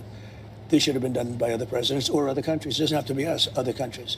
But they were very close to having a nuclear weapon twice. That was when I terminated the Iran nuclear deal, which was a path. That deal, the JCPOA, that deal was tantamount to giving them a nuclear weapon. It was a horrible deal given by Barack Obama and really penned by him. It was a horrible deal. It was, you know, it expired long ago. I terminated it. But had I not terminated it, it expired long ago. It was a short-term deal. It was a road to a nuclear weapon. They would have had a nuclear weapon 5 years ago. I absolutely can't stand this argument that he makes. And as much as she pushed back on many things, and she did an excellent job, and I certainly applaud her for how, especially towards the end, how much she pushed back on him. But the fact that he continuously makes this argument about the JCPOA, and it's just flat out fucking lies, which, I mean, she does kind of push back on, but not in the way that it needs to be pushed back. Like, basically, I mean, in my opinion, he needs to literally be told to his face, that's a lie. You are quite literally lying. But I mean, that's probably the reason why I'm not a journalist, and she is, and she's trying to like skirt around to bring him to that point, but he just doesn't really get there. But Mr. President, I'm curious because when you were campaigning, you said you would rip up the Iran nuclear deal, but negotiate a better deal. Why didn't you negotiate a better deal at the time? Because after it was ripped up, there weren't guardrails, and they escalated their production of enriched uranium. Exactly. It takes years to do these things. These people have been fighting for 47 years. They've been killing Americans. They've been taking off their legs and their arm, and their faces have been hurt so badly and so horribly. I'm moving very fast. I'm into 3 months. You know, Vietnam lasted 19 years. 3 months. She's talking about the Iran nuclear deal that you tore up 10 years ago. Not the past 3 months. You didn't do that in the past 3 months. You did that 10 years ago. And you never attempted to get back into another agreement. And I mean, and neither did Biden. That was one of the worst downfalls of Biden's, as outside of him literally assisting in a genocide. You know, and fuck him for that. But like the one thing that he, you know, should have immediately got back into was a deal with Iran, and he just completely just said, "Fuck that!" And like, no, we're not worried about that. And that was horrible on his part. But also, as she put it for him, like, you said you were going to get back into one, but then you didn't. And you know, even now, what you look to be doing looks like the same thing, quite frankly. Why now? I'm into my third month, and all I do is say, well, when are you going to win? If I were a Democrat, nobody would be talking that way, but it doesn't matter to me. I've gotten so used to it. Look, we have totally destroyed their military. They have some missiles left. They have some drones left. Do you know how many missiles? Yes, exactly. How many? I don't want to tell you. Can you give me a ballpark? They have some left. No, I know almost to the they number. Do, but I don't want to and we know where they are, too. And we know where their drones are, and we know where their drone factories are. Most of the drone factories have been knocked out. Most of the launching pads have been knocked out, and most of the missile manufacturing areas have been knocked out. But they still have capacity. They have some missiles. They have some drones. I would say percentage-wise, maybe 21, 22% of their missiles. It's a lot of missiles, but it's not what it was when we first attacked. So you're saying they have 21, 22% of their missiles left? Correct, yes. Okay. Let's talk. But yet they're continuously producing more missiles and drones. So probably more at this point, right? Talk about what specifically you are demanding as a part of this short-term deal. Will the United States agree to a deal with Iran that doesn't explicitly and immediately give up its nuclear enrichment program on the front end? Well, you know, depending on when you say immediately, look, it is buried under mountains because our B-2s were incredible. The pilots of our B-2s were unbelievable. And it's buried. They can't get it.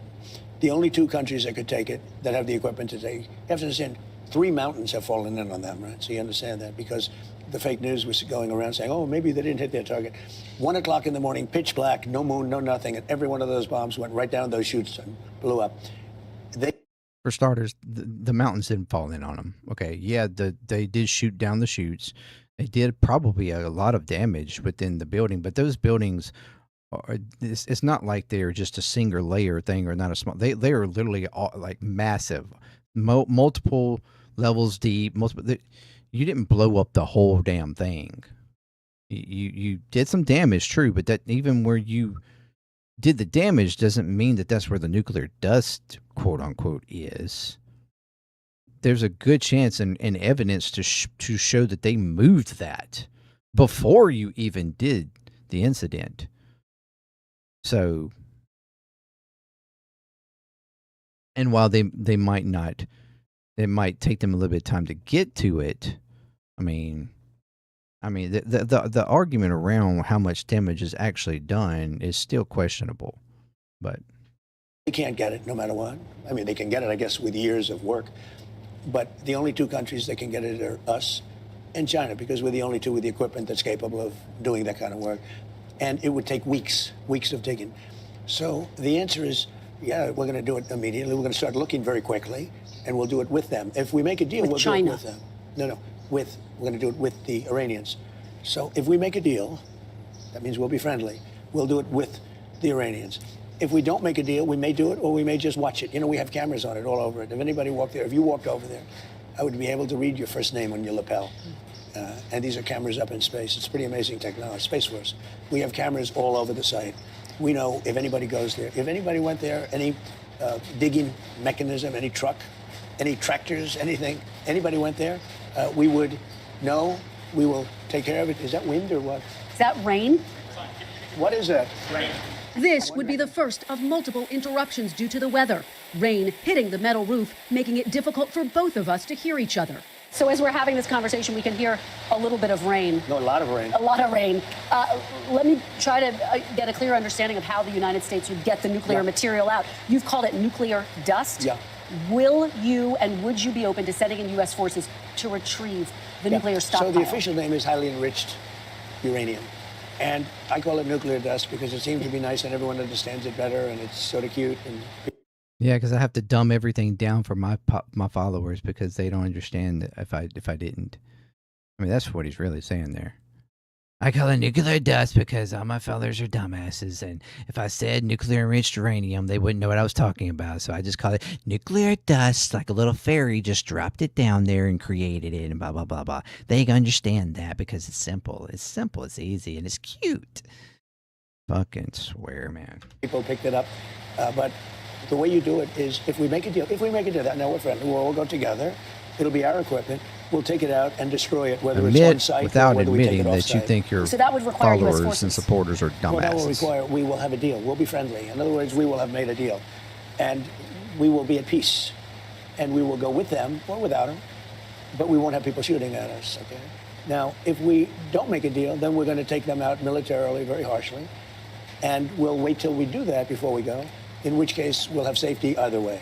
Mr. President, I wonder, how long are you willing to give Iran to make a deal? How much longer? You've been talking for Well, I quite wouldn't some say time. that. Well, you really haven't. You were in Vietnam for 19 years.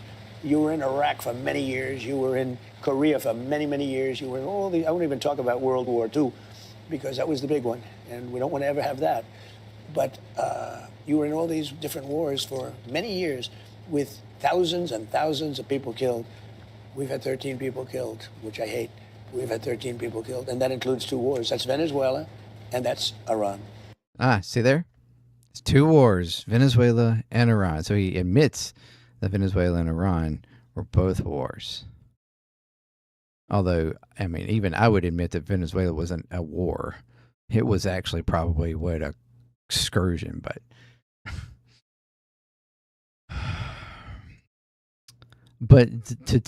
he keeps making this, defining thing around there's only been 3 months. Look at all these other wars. There were years. Iraq, I mean, we did all our actions in Iraq within weeks. The forever war part was the building after the fact. We did all the damage and everything. The war was over within a couple of weeks. Because we just went in there, demolished, and, whatever. But that's the problem. All these previous wars, and people are sick and tired of it and don't want that stuff to happen. We are tired of our troops dying for all these different reasons and going to war. We're tired of this, barbaric, ridiculousness of the past. And you literally said that you were not going to bring about new wars, which she gets to in a minute. And yet here we are. I mean, that was like one of his main sticking points through his campaign was no new wars, no new wars, no new wars. Matter of fact, I'm going to stop wars. No new wars. No intervention. But yet here we are. Encouragement and scourge after scourge after scourge.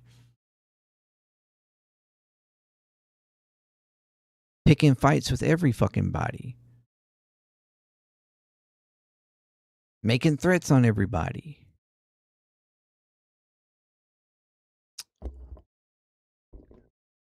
It's just ridiculous. But do you have a cutoff point No, but you in keep your talking head? about speed, Kristen. You were in Vietnam for 19 years, and you're telling me about 3 months. And in 3 months, I've demolished the Navy, the Air Force, anti-aircraft. They have no radar. They have no nothing. I demolished their leaders. And all those previous ones, you could actually make a good argument for why we got involved with them. There was an actual legitimately good argument that could be made for either one of them. This one's the one outstanding from that. There was no legitimate reason for us to do this. By our own intelligence, there was no threat whatsoever. We only did this because Israel asked us to. And we only really got involved because Israel themselves made the initiation to do so, to start it. So we had to defend it. Years are gone. Do you know where all of Iran's nuclear material is, Yes. sir? Yes. Would you unfreeze any Iranian assets or lift any sanctions up front as a part of any No. deal? So that would come after. Comes after, yeah. If they behave, turned if they do over a good their job, we nuclear start enrichment talking, yeah. material. Unlike Obama. Obama flew a Boeing 757, a plane I know very well. They took the seats out, and they loaded it up with $1.7 billion in cash. They from the previously banks in stated that Maryland he and put Virginia $6 billion and DC, in there, but now they done emptied out the decreased banks. it, although it's and all they gave bullshit. them 1.7 in green, and they gave them tens of billions of dollars. Didn't give just them kept tens of giving them money, billions of and it dollars. didn't work. Would any, again, That Mr. never worked. They opened up that freezed assets. That was actually Iranian money. It wasn't that we gave them money. It was their own fucking money. We just unfreezed the assets and allowed them to be able to access because they had upwards of a totality of like $6 billion across multiple bank accounts in different countries. And we were just unfreezing those assets one by one, giving them access to a little bit at a time until, it wasn't like we just gave it all to them at once. They had access to this and then access to this, and it was over time as a continuation of agreeing to the deal. This whole argument around we just sent a plane over there and dropped the money on them, and then we gave them billions and billions and billions of dollars. It's just bullshit. It did not happen. It did not happen. It's a lie. But again, Mr. President, you promised that you were going to negotiate a better deal. Do you I wish have. you'd done it in your first term when you ripped it up before you ripped No, up the they weren't deal? ready. No, this is much better. This is much better. Will If I you- would have done it in my first term, Israel wouldn't have been ready. Hear that sound? That sound of thunder, lightning, Is that going rain? to interrupt, guys? No. Okay, People will understand. We're on a farm. that's true. Will any deal you make include the release of Americans who are being held by Iran? Well, we talk about it, and we'll see. Nobody really has an accurate list of who they are, what they are, or if they're being held. But if they're, we've been talking about it. Nobody really has a list. You know that, right? You're asking me about, nobody has a list. But are you demanding a list? Are you demanding to know and saying they've got to you're come supposed home? to give me the list. I mean, do you know people that we're talking about? If you give me the names, This is I'll absolutely do my best to get them Well, out. I don't think that's one been of the most reported. ridiculous sections. I don't think it's all of the people who've been held. All I'm saying is this. known. If you have a list of names, give them to me, and I will get them But is out. it something you talk to them about? We talk about people if they have them, but nobody knows who they are. So there's the question of whether or not Iran has any kind of U.S. people in prisons, and she's like literally asking, like, if part of these negotiations is that to have some of these U.S. citizens released from your prisons, and he's saying, "Well, there's not a list. There's not a list. That nobody knows who they are, or where if they are, blah blah blah blah blah." So I mean, if you can give me a list, like he's literally asking a journalist from NBC to give him a list of potential U.S. citizen prisoners in Iran for him to try to make a deal with. Like, his own intelligence doesn't have this. All of the U.S. intelligence and brilliance, and they don't have this. You're asking a journalist from a news station to provide you a fucking list. Like, it's absurd. It's absolutely pathetically absurd. I don't even like, and I seriously doubt that section right there will really be talked about. Out of all the other stuff, like, this will not like be questioned. Like, the absurdity of him asking for a list from her. It's like you don't know who they are.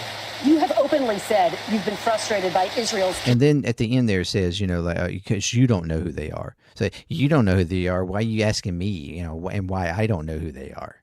Like, you don't know either, or you would be providing me a list. It's so stupid. Like, what the fuck? Continued bombing of Lebanon. Are you and Prime Minister Netanyahu on the same page? Yeah, we are. We get along very well.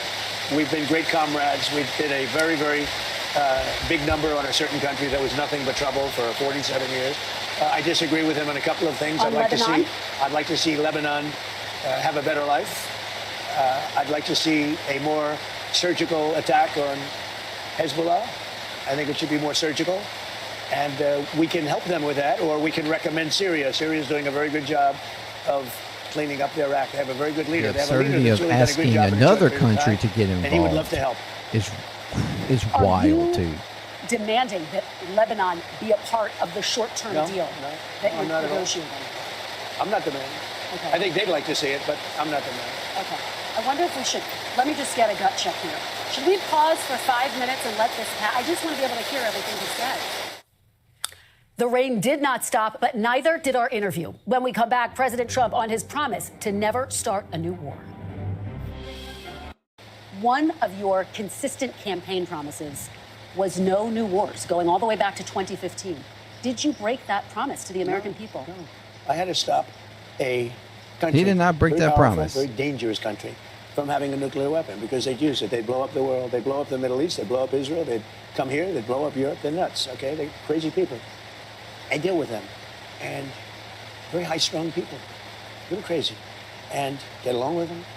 I like them, but you don't want to let them. Talking about Iran or Israel? And I'm doing the world a service, but I'm doing our country a service. You know, it's America first. I'm doing our country a service. Nice rain. It is raining hard. Okay. But the answer is good. Let's just keep going. Let's keep going. Let's power through it, right? Here, we paused nearly 5 minutes for the rain to pass and then picked up our conversation. So you're saying you didn't break your promise, and yet, Mr. President, in your first term, you held to that promise, and it was so fundamental to who you were as a candidate. It really to was. A first-term president. What like changed? That was the because you one. Insisted no new wars. That was the one legitimate argument that Trump supporters had about his first administration, was that he didn't technically, quote unquote, start any new wars, although they did bomb and attack several different locations, and increase the drone war from even Obama's era, like 400-something%. Like, they did a whole lot of drone attacks, but they didn't, quote unquote, start a new war. It was like, a bunch of mini skirmishes. And so that was the one legitimately thing, even though one could bring up about the drone, rise in drone attacks, and that, he technically, even though he claimed to be anti-war, it didn't really appear that way because of those drone attacks. But the fact that there wasn't any official declaration of war, or like he didn't get on in any type of situation that one could look at as a war, that gave his supporters like that sticking point. He didn't create any new wars. He's the first president in recent years to not start any new wars. So, that was pivotal to his first administration, admittedly. But he again campaigned this time around also on not starting new wars. That was all a part of his campaign.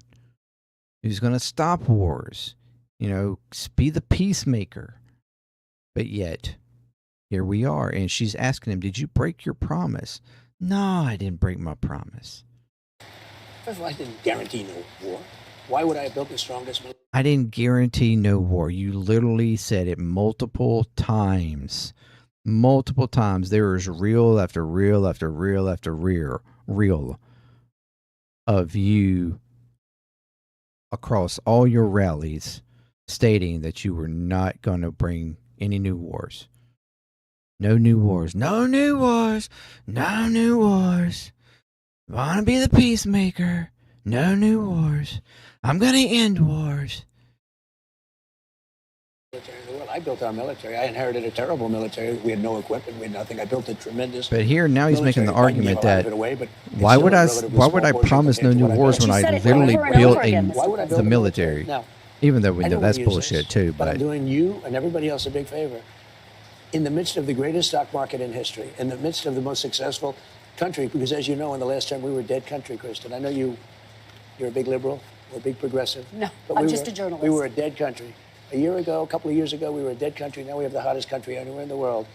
And at the all-time hottest point, which is probably now, believe it or not, we just had all brand new stock market records today. But at the hottest point in the history of our country, I took Scott, Howard, I took Pete, I took everybody into a room. I said, I have to do this country, this world, the Middle East, Israel, everybody a favor. You have Iran. They're going to have a nuclear weapon. Barack Hussein Obama signed the JCPOA. It was a horrible deal. Horrible deal. Listen to me. It was a horrible deal. It was a path to them getting a nuclear weapon. They were very close to having a nuclear weapon. I terminated the deal. Wait. Then I sent the B-2 bombers in about 9-10 months ago, and they totally obliterated the site, and I saved it.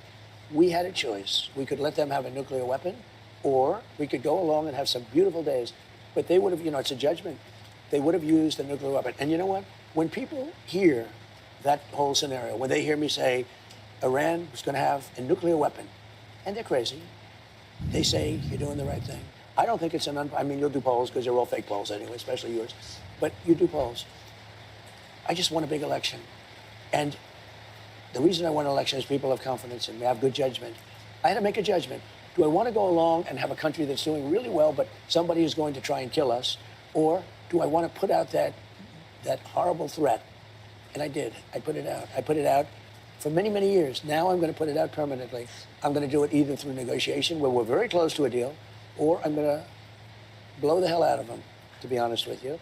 And it's going to be very easy for me to do. That's actually the easier path. So when you say I promised, I didn't promise anything. I don't like these endless wars. This is not an endless war. We've been doing this for 3 months. Much of it has been under the form, a pretty good form of ceasefire. The blockade has been amazing. Our Navy is amazing. Our military is the best in the world. Hey, we took over a very powerful country, Venezuela, a lot of soldiers, big, strong military. We took over Venezuela in a matter of minutes. We destroyed the capability of Iran in a matter of days. Nobody's ever seen anything like it. Now I'm going to finish it. But remember, you were in Vietnam 19 years because stupid people. You were in so many different countries. Every war you were in for years. Look at Iraq. Look what you were. You were there for years. Yeah. We're there for a few months. And the threat is largely over. Soon it will be over. But you cannot let Iran have a nuclear weapon, or they will blow you up. There will be no Kristen. There will be no NBC. There will be no Meet the Press. You will end the Meet the Press string. Let me ask. If he didn't start a war with Iran, they were just going to be so buck wild crazy. They were going to get a nuclear weapon, and there wasn't going to be anybody left. Then Meet the Press, her, the whole, everybody would be blown up. There'd be no existence of it. Come on, bro. It's such a talk about dramatic. During your 2016 campaign, you called the Middle East a quagmire. What makes you so sure this won't become a quagmire? We're not going to be there. You're convinced this won't become a quagmire? It's not a quagmire. I just wiped out the military of a very dangerous It's country. quite literally a quagmire. And I wiped out the nuclear threat. Let me tell you, if we left tomorrow, if we just said, all right, let's get out, it'll take them 15 or 20 years to rebuild back. But I'm not going to give them even that chance. I'm not going to give them that chance. They cannot have a nuclear weapon. And if there was even a 1% chance that they'd have it, I wouldn't leave. We're almost finished. We're going to either have a deal, a strong deal, a meaningful deal, not like the Obama thing. Obama was a path to a nuclear weapon. Mine is the exact opposite. And mine is a wall. It's a wall, just like I built 1,000 miles of wall on our southern border. And by the way, I took the worst border in history and I made it the best border in history in a matter of weeks. And yet, Mr. So his argument here, and it's something that I haven't really considered why he keeps saying this, but his argument here is that Obama's JCPOA was a path to Iran getting a nuclear weapon because it had an end date. And that because of that end date, they were just going to go back to being, they were going to start making a nuclear weapon, or they would have a nuclear weapon by the end date. Because he then turns around and argues that they were trying to make a nuclear weapon all along, even after like immediately after, although we have all the intelligence in the world and data from audits proving over and over and over and over and over again that they were meeting the requirements of the audit and they were meeting the requirements of the agreement, and they were not enriching over the percentage agreed on the agreement. I mean, they quite literally were passing all of their audits, much the opposite of what our own Pentagon can do, because they haven't been able to pass an audit in the last fucking, 8-9 years? Iran was more dependable than our own Pentagon. That's insane. Think about that for a second. President, Iran was the closest to developing weapons-grade uranium after you ripped up the nuclear deal because there were no guardrails. She does keep bringing this up They to were get him developing to it like. during the nuclear deal. You don't know that? Iran, when Obama signed that stupid deal where he paid them billions and billions of dollars, he thought he could bribe them. Listen to me. They were developing a nuclear weapon. That's how they got there. They got all of this uranium during Obama. You know that? No, they didn't. No, they didn't. That is absolutely false. They didn't start enriching until after he ripped up the agreement, and they really didn't even start doing that immediately. It was after the threats and stuff that they started really getting from and like not being able to get into another deal because he claimed he was going to get another deal, and then the realization that Biden wasn't going to get into another deal, and those, and then the threats continuously from Israel and everything. I mean, that's when they were like, fuck it, we probably need to get us a nuclear weapon because the way this is looking, like that's the only thing that's going to protect us from these crazy ass Zionist regime down the road here, from eventually talking these U.S. Americans into actually like attacking us. And that's the reason why they started doing it, because they had nothing in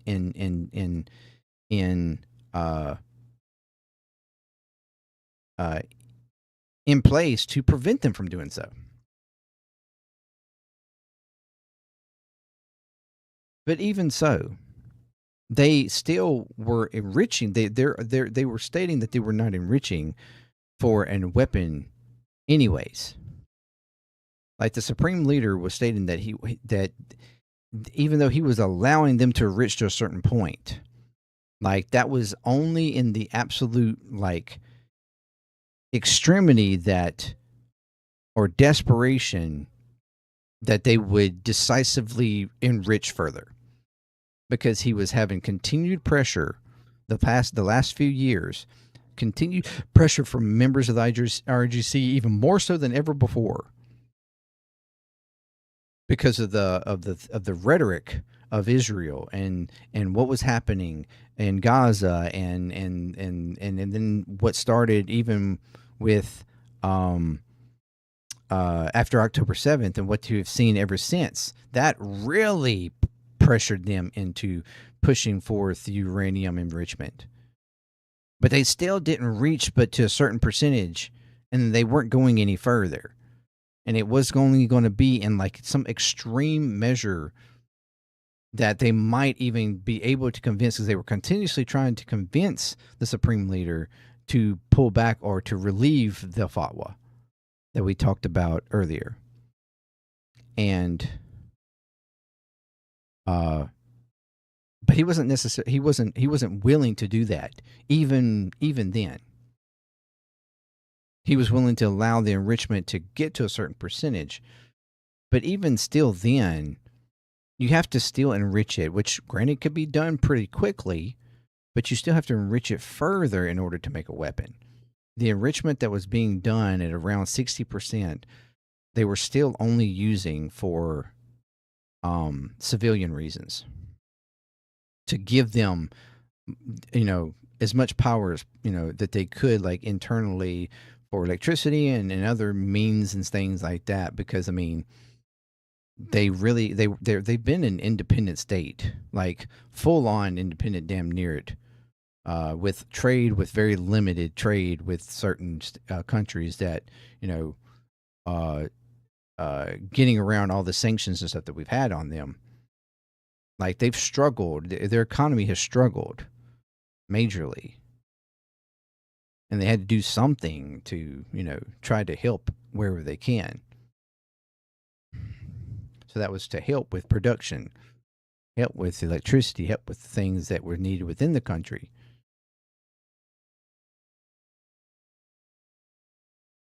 But it was becoming increasingly evident that there was the possibility that they would need to, at some point, make a decision to actually go further in, like, full-on desperation.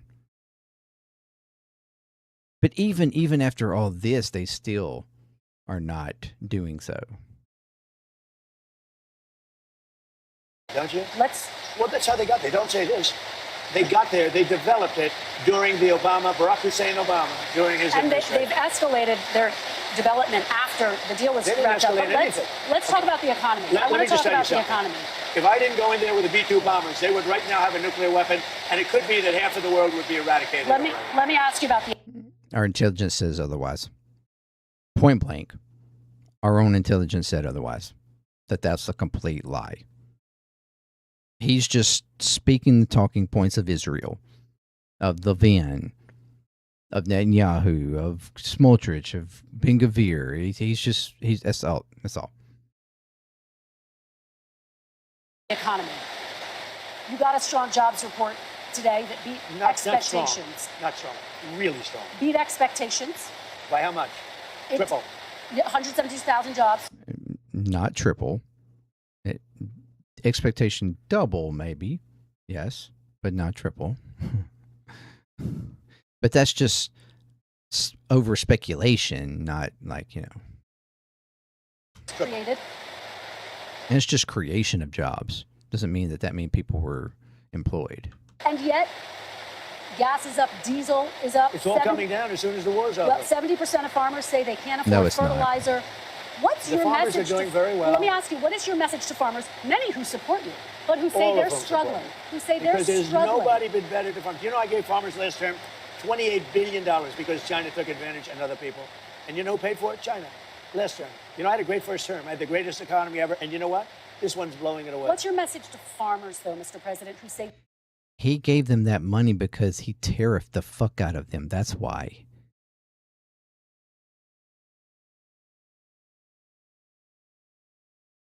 And he gave them the money to subsidize for the fact that China stopped trading because of the tariffs. And he acts like he gave them money to help with what? China stopped trading with U.S. farmers over the tariffs last time. Just like they started to do this time as well. And Trump subsidized the farmers because of his own fucking tariffs. But he's gone even further this time with making deals with like Argentina over beef and all these other deals, allowing I mean it's wow. They are struggling. They're struggling to make Are ends you ready? meet. Are you ready? Am I allowed to talk? You keep asking questions and you don't listen to the answers. I love the. He quite literally, he's like, no, no, you keep saying this stuff, but I'm literally telling you that that's not the case, that they love me and that they're happy, even though she literally is speaking about data and interviews and the sentiment of farmers quite literally right now. And he just straight up does not, like, he does not believe that. He does not know, or he's being told otherwise. Or he thinks just because he got their vote support that they're happy with everything he's doing. Farmers, and the farmers love me, and the farmers trust me. In the first term, I had something very similar. China and others were, and Canada, which was brutal, they were taking advantage of our farmers. They don't take advantage of it anymore. I gave them $28 billion split up. They never had a payday like that. And the farmers loved me, and they came back and they voted for me in record numbers. You know that. Nobody's ever even come close. Now, because of the fact that we had a choice, I had a choice to make. I could keep it going. The farmers were doing great. Fertilizer was very cheap. Everything was cheap. Gasoline was very low. Everything was very low. I could have kept it that way, but I said I have to take a little bit of a turn. The farmer's going to understand it better than me. I could have kept it that way. I could have kept it, in the condition of low gas prices and ease of fertilizer, and we could have had an amazing farming year. But I was like, you know what? Fuck all that. I got to start this war and get all the prices up and crazy and make it hard as hell for these farmers to do anything. I had to do it because it just looked too fucking good. That's like the argument he's making here. This is literally the argument he's making here. Anybody. We're going to have higher gasoline. We're going to have a little higher Just so fertilizer, they couldn't have a nuclear but I'm going to get rid of a nuclear weapon in the hands weapon of very dangerous people. Excuse me, wait. that they were not It could have trying been to done have. for 47 years. No president had the guts to do it. I did it, and I've done it. It's almost complete. As soon as that's complete, gasoline prices are going to drop like a rock. You know, I was in Iowa speaking about farms, and it was before we attacked Iran. And I was in Iowa, and the prices were $1.85 a gallon, $1.91 a gallon. What? This time, it wasn't the rain, but an audio issue that forced us to pause the interview again. Are gas prices going higher, or have they peaked? They're going to come low, very low. They're going to go lower than they were before. Have they peaked? As soon, well, it depends. I mean, it depends where the war goes. It could be I'll have to give them a shot, and it could be we'll sign an agreement. If we sign an agreement, they'll go down now. Otherwise, they'll go down after we're finished. You have a new Fed chair, Kevin Warsh. Yeah. His first meeting in the role is later this month. After this month's jobs report, economists now say it's possible the Fed may have to raise rates. Do you think that's possible, and what would your reaction be, sir? So I'm of a different feeling. I think Kevin's fantastic, and I want him to do whatever he wants. I don't want to have a big influence on him. But he's tried to have all the influence he could on the previous one, and it whenever you wasn't do working. great, they want to raise interest rates. It should be the opposite way. You know, if you go back 15 or 20 years, when you had good reports, the market went up. Nowadays, when you have good reports, the market goes down because they think they're going to raise interest rates. There's no reason to raise interest rates. The country becomes great. We built the country by doing great and having rates low. What they do is when they raise interest rates, they try and kill success. I don't want to kill success. We should actually lower interest rates. Now, if inflation comes, and you know, people live with inflation, but if inflation comes, what happens is you Inflation is already here. But success can kill inflation, just like higher interest rates. What they do now is, like, we had great job numbers. You agree, right? They beat expectations. Not expectations, like 3 times. Okay, but you ready? What do? They say, oh, let's raise interest rates. It's the wrong thing to do. I would like to see rates get lower because we could build this into the greatest machine that the world has ever seen. But you can't do that when everybody immediately raises interest rates. So we had great job numbers. We're doing great. You know, we're building more factories. We have more money coming into our country right now from other countries and people than ever before. Wait a minute. What happens? I don't want to just kill it with high interest rates.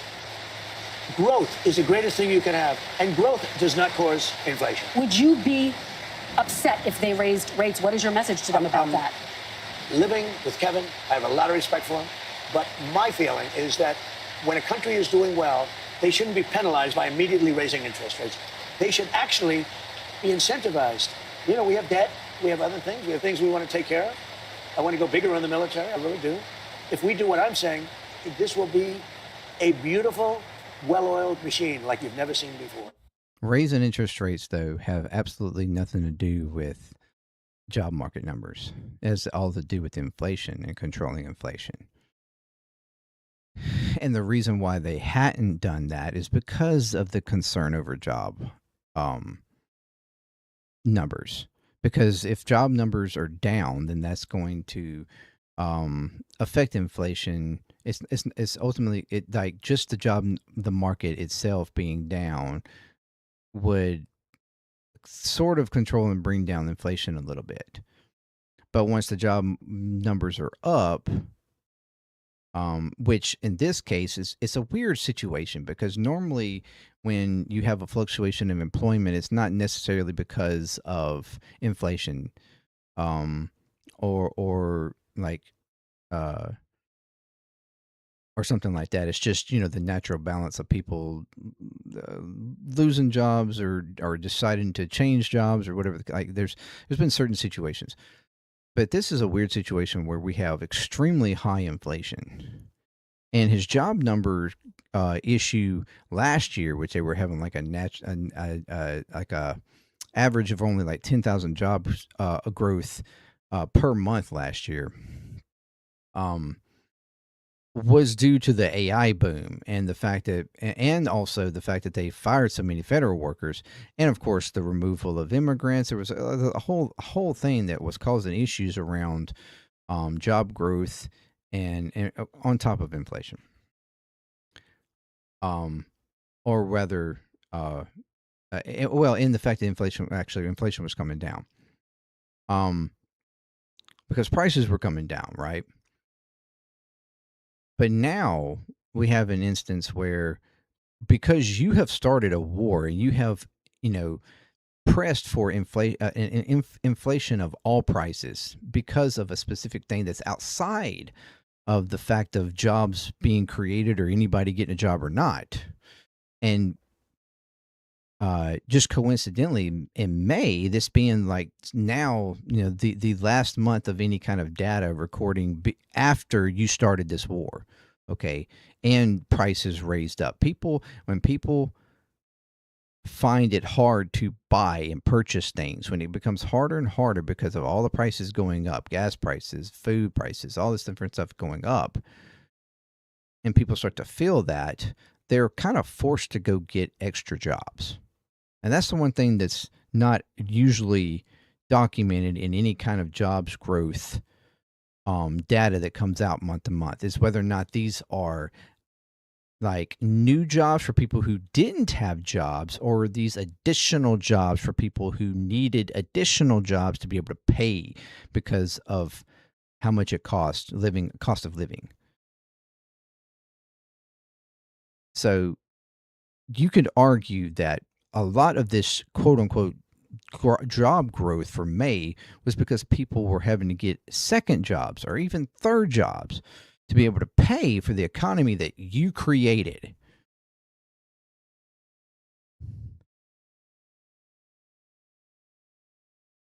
So that's not technically growth. You've created the condition where people had to go get additional jobs just to make your jobs look better? Is that an argument you're making? Was that a potential reason for doing this? Like, you have to question that. And then the Fed, while they're worried about job growth now, and we're worried about raising interest rates to bring down inflation because it's happening at the same time. Now that you see the job growth, the desperation of the public to where they have to get jobs. Now we're not worried about people getting jobs because they're getting more jobs and we have more availability of jobs. Now we can concentrate on insurance, on interest rates, and actually trying to bring the inflation down. And that's how the Fed does it. Is it a proven system? I mean, yes and no, because of certain market conditions it can work, but other market conditions it doesn't really do anything. It just hurts people more than helps them. But the inflation is happening outside of even the market right now. So that's what they're having to like question right now is whether or not to even raise the interest rates to see if it would affect inflation or at least maintain inflation.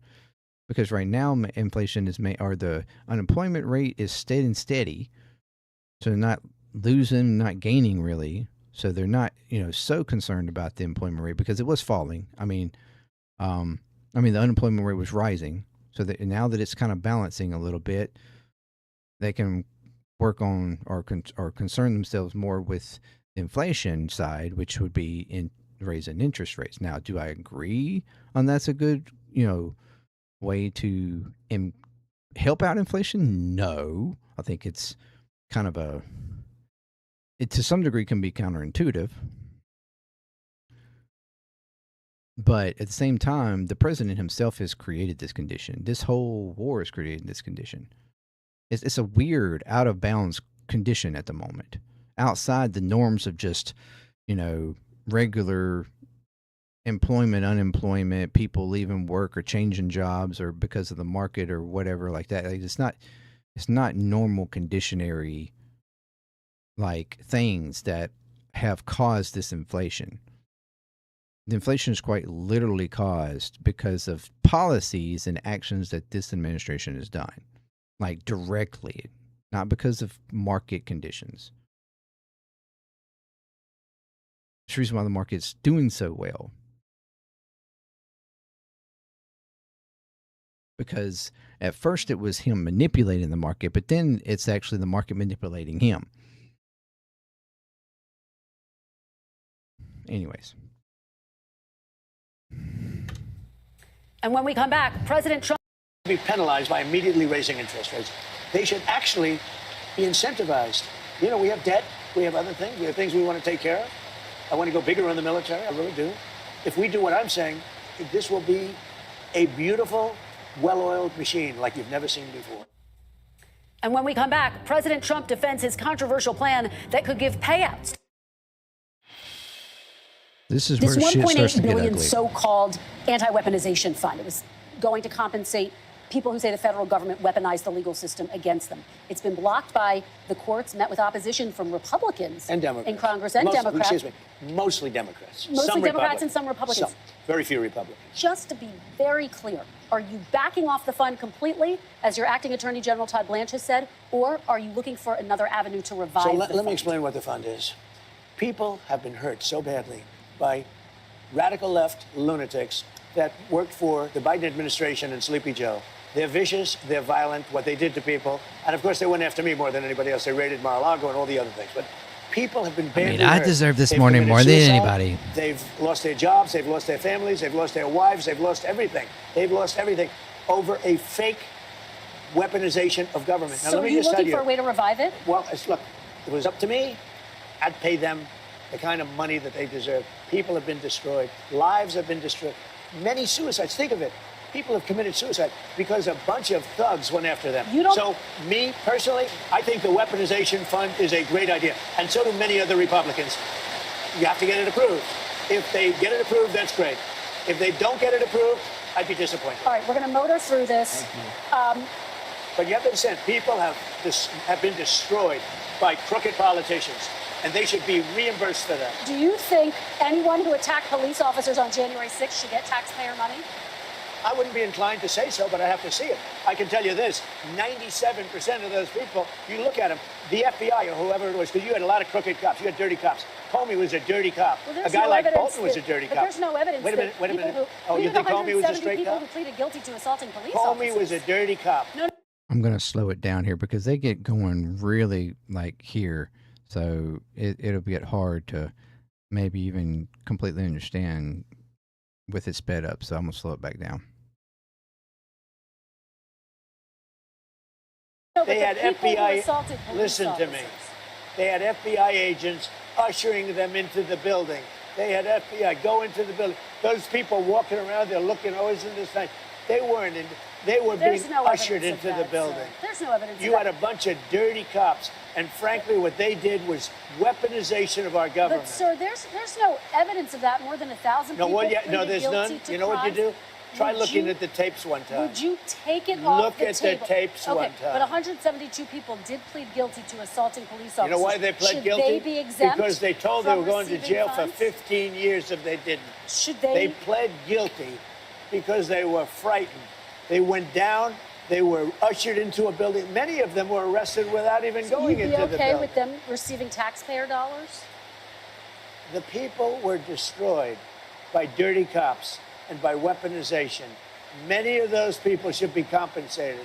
Now, with that being said, as I understand it, the weaponization fund was going to set up a group of people, people that could be picked by anybody, fair people, smart people, and they will go on an individual case basis. Okay. Now, I don't know what's going to happen with the weaponization fund. I love the idea because people like you, the fake, dirty press, the crooked press, people like stupid Biden, he's not smart enough to know what's going on, but people that surrounded him, surrounded his beautiful, resolute desk in the Oval Office, what they did to the lives of people, they destroyed people. They sent people to jail who did nothing wrong. All right, just to be very clear, there's no evidence of what you're saying, but There's let me a lot ask you of about evidence. Todd Blanche. Let me ask you about Todd Blanche. Listen to me. Let's talk There's about Todd tremendous evidence. There's nothing It's but not been evidence. presented The election in a was court of rigged. law. It was a dirty election. Mr. And it's President, happening again right now in You've never California. presented evidence It's happening that the right 2020 now in election California. was rigged. Right now, it's look at what's Where's happening the in evidence California. to that? It's The 4 Republicans days. are doing well in California. California, no, they're not. They're dropping fast because it's a rigged election. Let me tell you, it's 4 days, and they aren't even close to coming up with it. That's how they count You know the why votes they're in doing that? Because California. they're cheating on the election. Do you have evidence to support all that? I have to do is look. All I have to do is that's look. not And I evidence. listen. And I listen to people. And let's see what happens. But, sir, that's not evidence. Do you think and it's appropriate? That's how they that count the votes in Do you California. think it's appropriate that they have an election and 5 days later they're nowhere close to picking a State winner? and local officials acknowledge they are slow. They're urging. No, they're crooked. They're urging They're the crooked. votes to be counted quickly. That's how they vote They're in crooked, California. just like you're crooked. Your press is crooked, and Meet the Press is crooked. To be fair, I'm not crooked, but let's Really? Let's Well, continue. you play right into their hands. then. Let's continue. You're either crooked or you're stupid. At this point, even I was wanting to jump through the fucking screen and grab this guy around the neck. I'm just being honest. Because, like, that was, this is absurd at this point. Like, the amount of how he gets to talk about people. And if you notice, he does this with women. He doesn't talk this way to the men, to any man that interviews him. He talks this way to the women because he thinks he can talk down to them. He thinks down on them. And all she's literally telling him is pushing back on him that there's no evidence. You never provided evidence for the elections in 2020. You're claiming there's stuff going on in California right now. There's no evidence and you're not willing to show. All you say is, all you got to do is see it. No, that's not evidence. That's not evidence.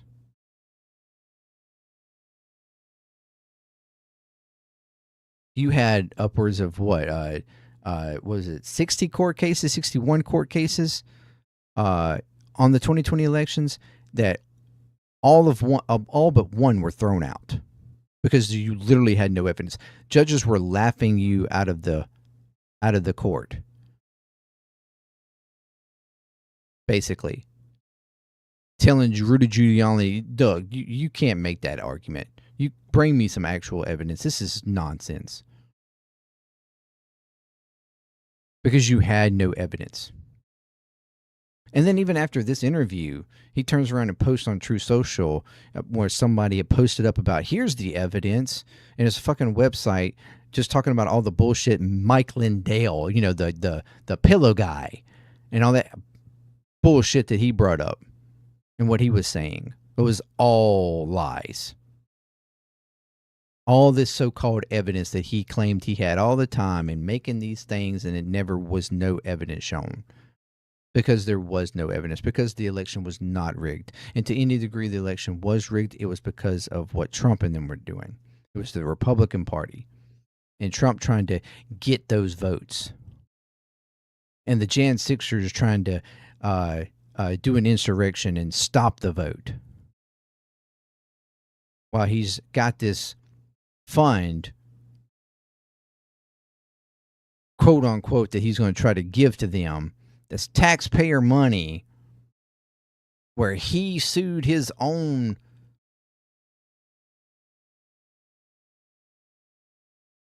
IRS with his own DOJ for them to turn around and just settle with them each other for this amount of money, taxpayer money. Now put aside in a fund that only certain people, a group of people that he designated, can handle and appropriate to, quote unquote, people that have been wrongly weaponized by Biden's DOJ. As she pointed out, there were 37, she's saying, or something like that pled guilty to crimes of, against police officers and amongst other things. And like a video that I did a few days last week, stating that 30-something people that have quite literally committed, after he pardoned them, Gen 6ers have committed more crimes and went back to jail. Of many different reasons, from child sexual things to rape to possession of weapons, illegal, to DUIs that resulted in death, to burglary,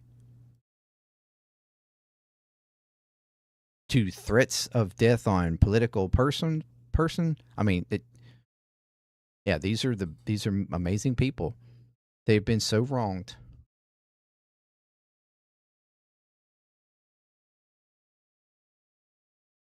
And he's literally defending here so strongly that they should have, I love it. I think it's wonderful. Look at all the crookedness. Look at all the crookedness in the election. They were justified. Look at what's going on in California. This is so crooked. Mail-in ballots. And he's just continuously getting pissed off here. Let me back up for a second. Crooked. Your press is crooked, and Meet the Press is crooked. To be fair, I'm not crooked, but let's well, continue. You play right into their hands. Let's continue. You're either crooked or you're stupid. You play right into their hands with this rap. You know that these elections are rigged. Your network knows that they're rigged. You know that I won an election in a landslide, and I got 94% bad press. But, Mr. President, you know why I got that? Because you have no evidence. credibility. But you've never presented evidence that it was rigged. Let's keep talking about, I want to talk about Todd You have more evidence. There's more evidence than ever presented. Let's talk Your about... Your elections in this country, we're like a third world country. But, sir, your elections are crooked, and you're crooked, and Meet the Press is crooked, and so is ABC, and CBS, and CNN. But, Mr. President... You're one-sided crooked networks. All right, let's call it quits, because I've had enough. Thank you, darling. Have a good time. Mr. President, let's please. I traveled all the way to Wisconsin. I've sat in the rain with you. I know. I've sat in the rain with you for an hour, on and off in the rain, and I've given you enough time. You ought to straighten out your press, because you know what? Mr. A country can never be great with a dishonest Listen, press. we traveled all the way to And he gets up. Let me just let it go through. for this interview. He gets up, walks out, and into the interview. Now she's like, well, damn. And she does state that he later came back after a conversation like over the phone later that he would, he agreed to come back and do another interview. Probably because when he went off somewhere, somebody told him, hey, like that was kind of bad, dude. Like you shouldn't have done that. You look like a little bitch.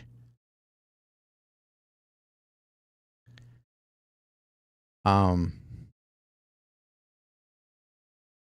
mean, and what he means, any country with, bad press. He just when he talks about bad press, he's just talking about a press that pushes back on him, that asks him the tough questions. This is not the first time he's done this. He's done this before, where he ended interviews because of tough questions, and he didn't feel like he was being favored to.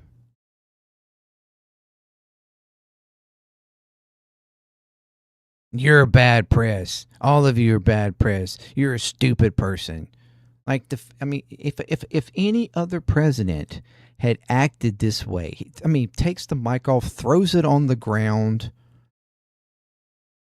If any other president had acted this way, not even Democratic president, but even any other Republican president had acted this way, you would have all kinds of backlash on both sides of the aisle. But Trump just gets to do whatever he wants. And he gets no backlash. As a matter of fact, there's MAGA like crazy pumping this up as, yeah, boy, yeah, Trump's the boss man. He did it. He showed her who was boss. Ha, ha, ha, ha. He ain't gonna take that crooked shit. Ha, ha, ha, ha. She's just literally pointing out that you had no evidence of any crookedness in not only the 2020 elections, but not in the elections coming up, not in the current elections. You have no evidence. So, absolutely insane press conference. Again, just constant lies. And then, ultimately not being able to accept the pushback from her. I have to give her the utmost respect to be talked to like he just talked to her at the end there. And she kept her, like, the coolest and calmest facade. And trying to even just like ignore and press forward for the interview after being called ignorant or stupid and corrupt. He didn't have that same respect. He didn't have that same coolness. And she wasn't even calling him stupid or ignorant or corrupt for that matter. She just literally said, you just don't have evidence. And he got mad like a petulant man-child and ended the interview. Because he couldn't take it. He couldn't take his feelings being hurt. You quite literally talked down in the most egregious, derogatory way to this woman interviewing you. She kept her cool and didn't even push back on those things. Outside of saying, well, to be fair, I'm not corrupt. That was the only thing she pushed back on. And that was like respectful.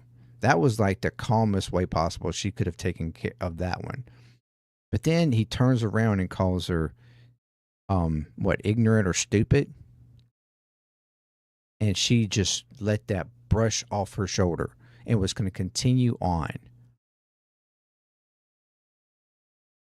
Utmost respect for her. Very professional in what she does. Even though I might not always like the way she goes about maybe some things here and there, but she is one of the most respectful and like get to the gritty type of journalist reporters out there. Outside of the other one that he doesn't like, Caitlin Collins or whatever her name is. Both of them have been holding him to the fire to some degree. Even minimally, really. It's not like they've really been that hard on him. Just asking him questions. Just like, but you said, but you don't, but this, and he can't accept it. So it's absolutely ridiculous. Absolutely ridiculous. So yeah, again, utmost respect to her in this interview. And Trump just being a petulant child. So, that's going to be it for this one. Let me know what you think. We've been going for almost 3 hours here. Thank you for joining me. And if you want me to continue to like do some live type things like this, let me know. And whether it's on YouTube or TikTok or whatever. Again, I'm going to break this down and post it to Cleartalk on YouTube as separate posts. And you can, if you didn't have the chance to view it here, then you can go back and subscribe over there, or just look it up if you don't want to subscribe, or you just want to view it first and then decide whether or not you want to subscribe or whatever. That's fine. But consider and check out the other channels as well. And thank you very much for joining me. And we're just got to see. We're just got to see what happens. See what happens with everything in the Middle East, whether or not Iran comes back at them. And if they do, whatever happens, we will update. I will do a separate video update on Clear Talk on that. Yeah, I'm just going to. I just get so frustrated with the amount of lies, and the minimal amount of pushback that this man receives. Not only just Trump, but even like Netanyahu and Israel, for that matter. Like the amount of pushback that these type of men receive, even though they are creating chaos, lying, trying to make everybody else out as the problem, even to the point of being just downright nasty and derogatory towards them for no fucking reason. It's embarrassing. It's embarrassing that there is no more pushback than there is, like, for everybody. And I plan on making a video about that, about the fact that we are all to blame at this point for every fucking thing going on in the world right now. We are all to blame because we all have had our hand in it, or lack of a hand in it, either way. And it's enough is enough. Enough is enough. And we all need to own up to it and start doing something about it. Anyway, thank you very much for joining me. And until next time, peace, Clear Talk, JMD Nation. I'm out.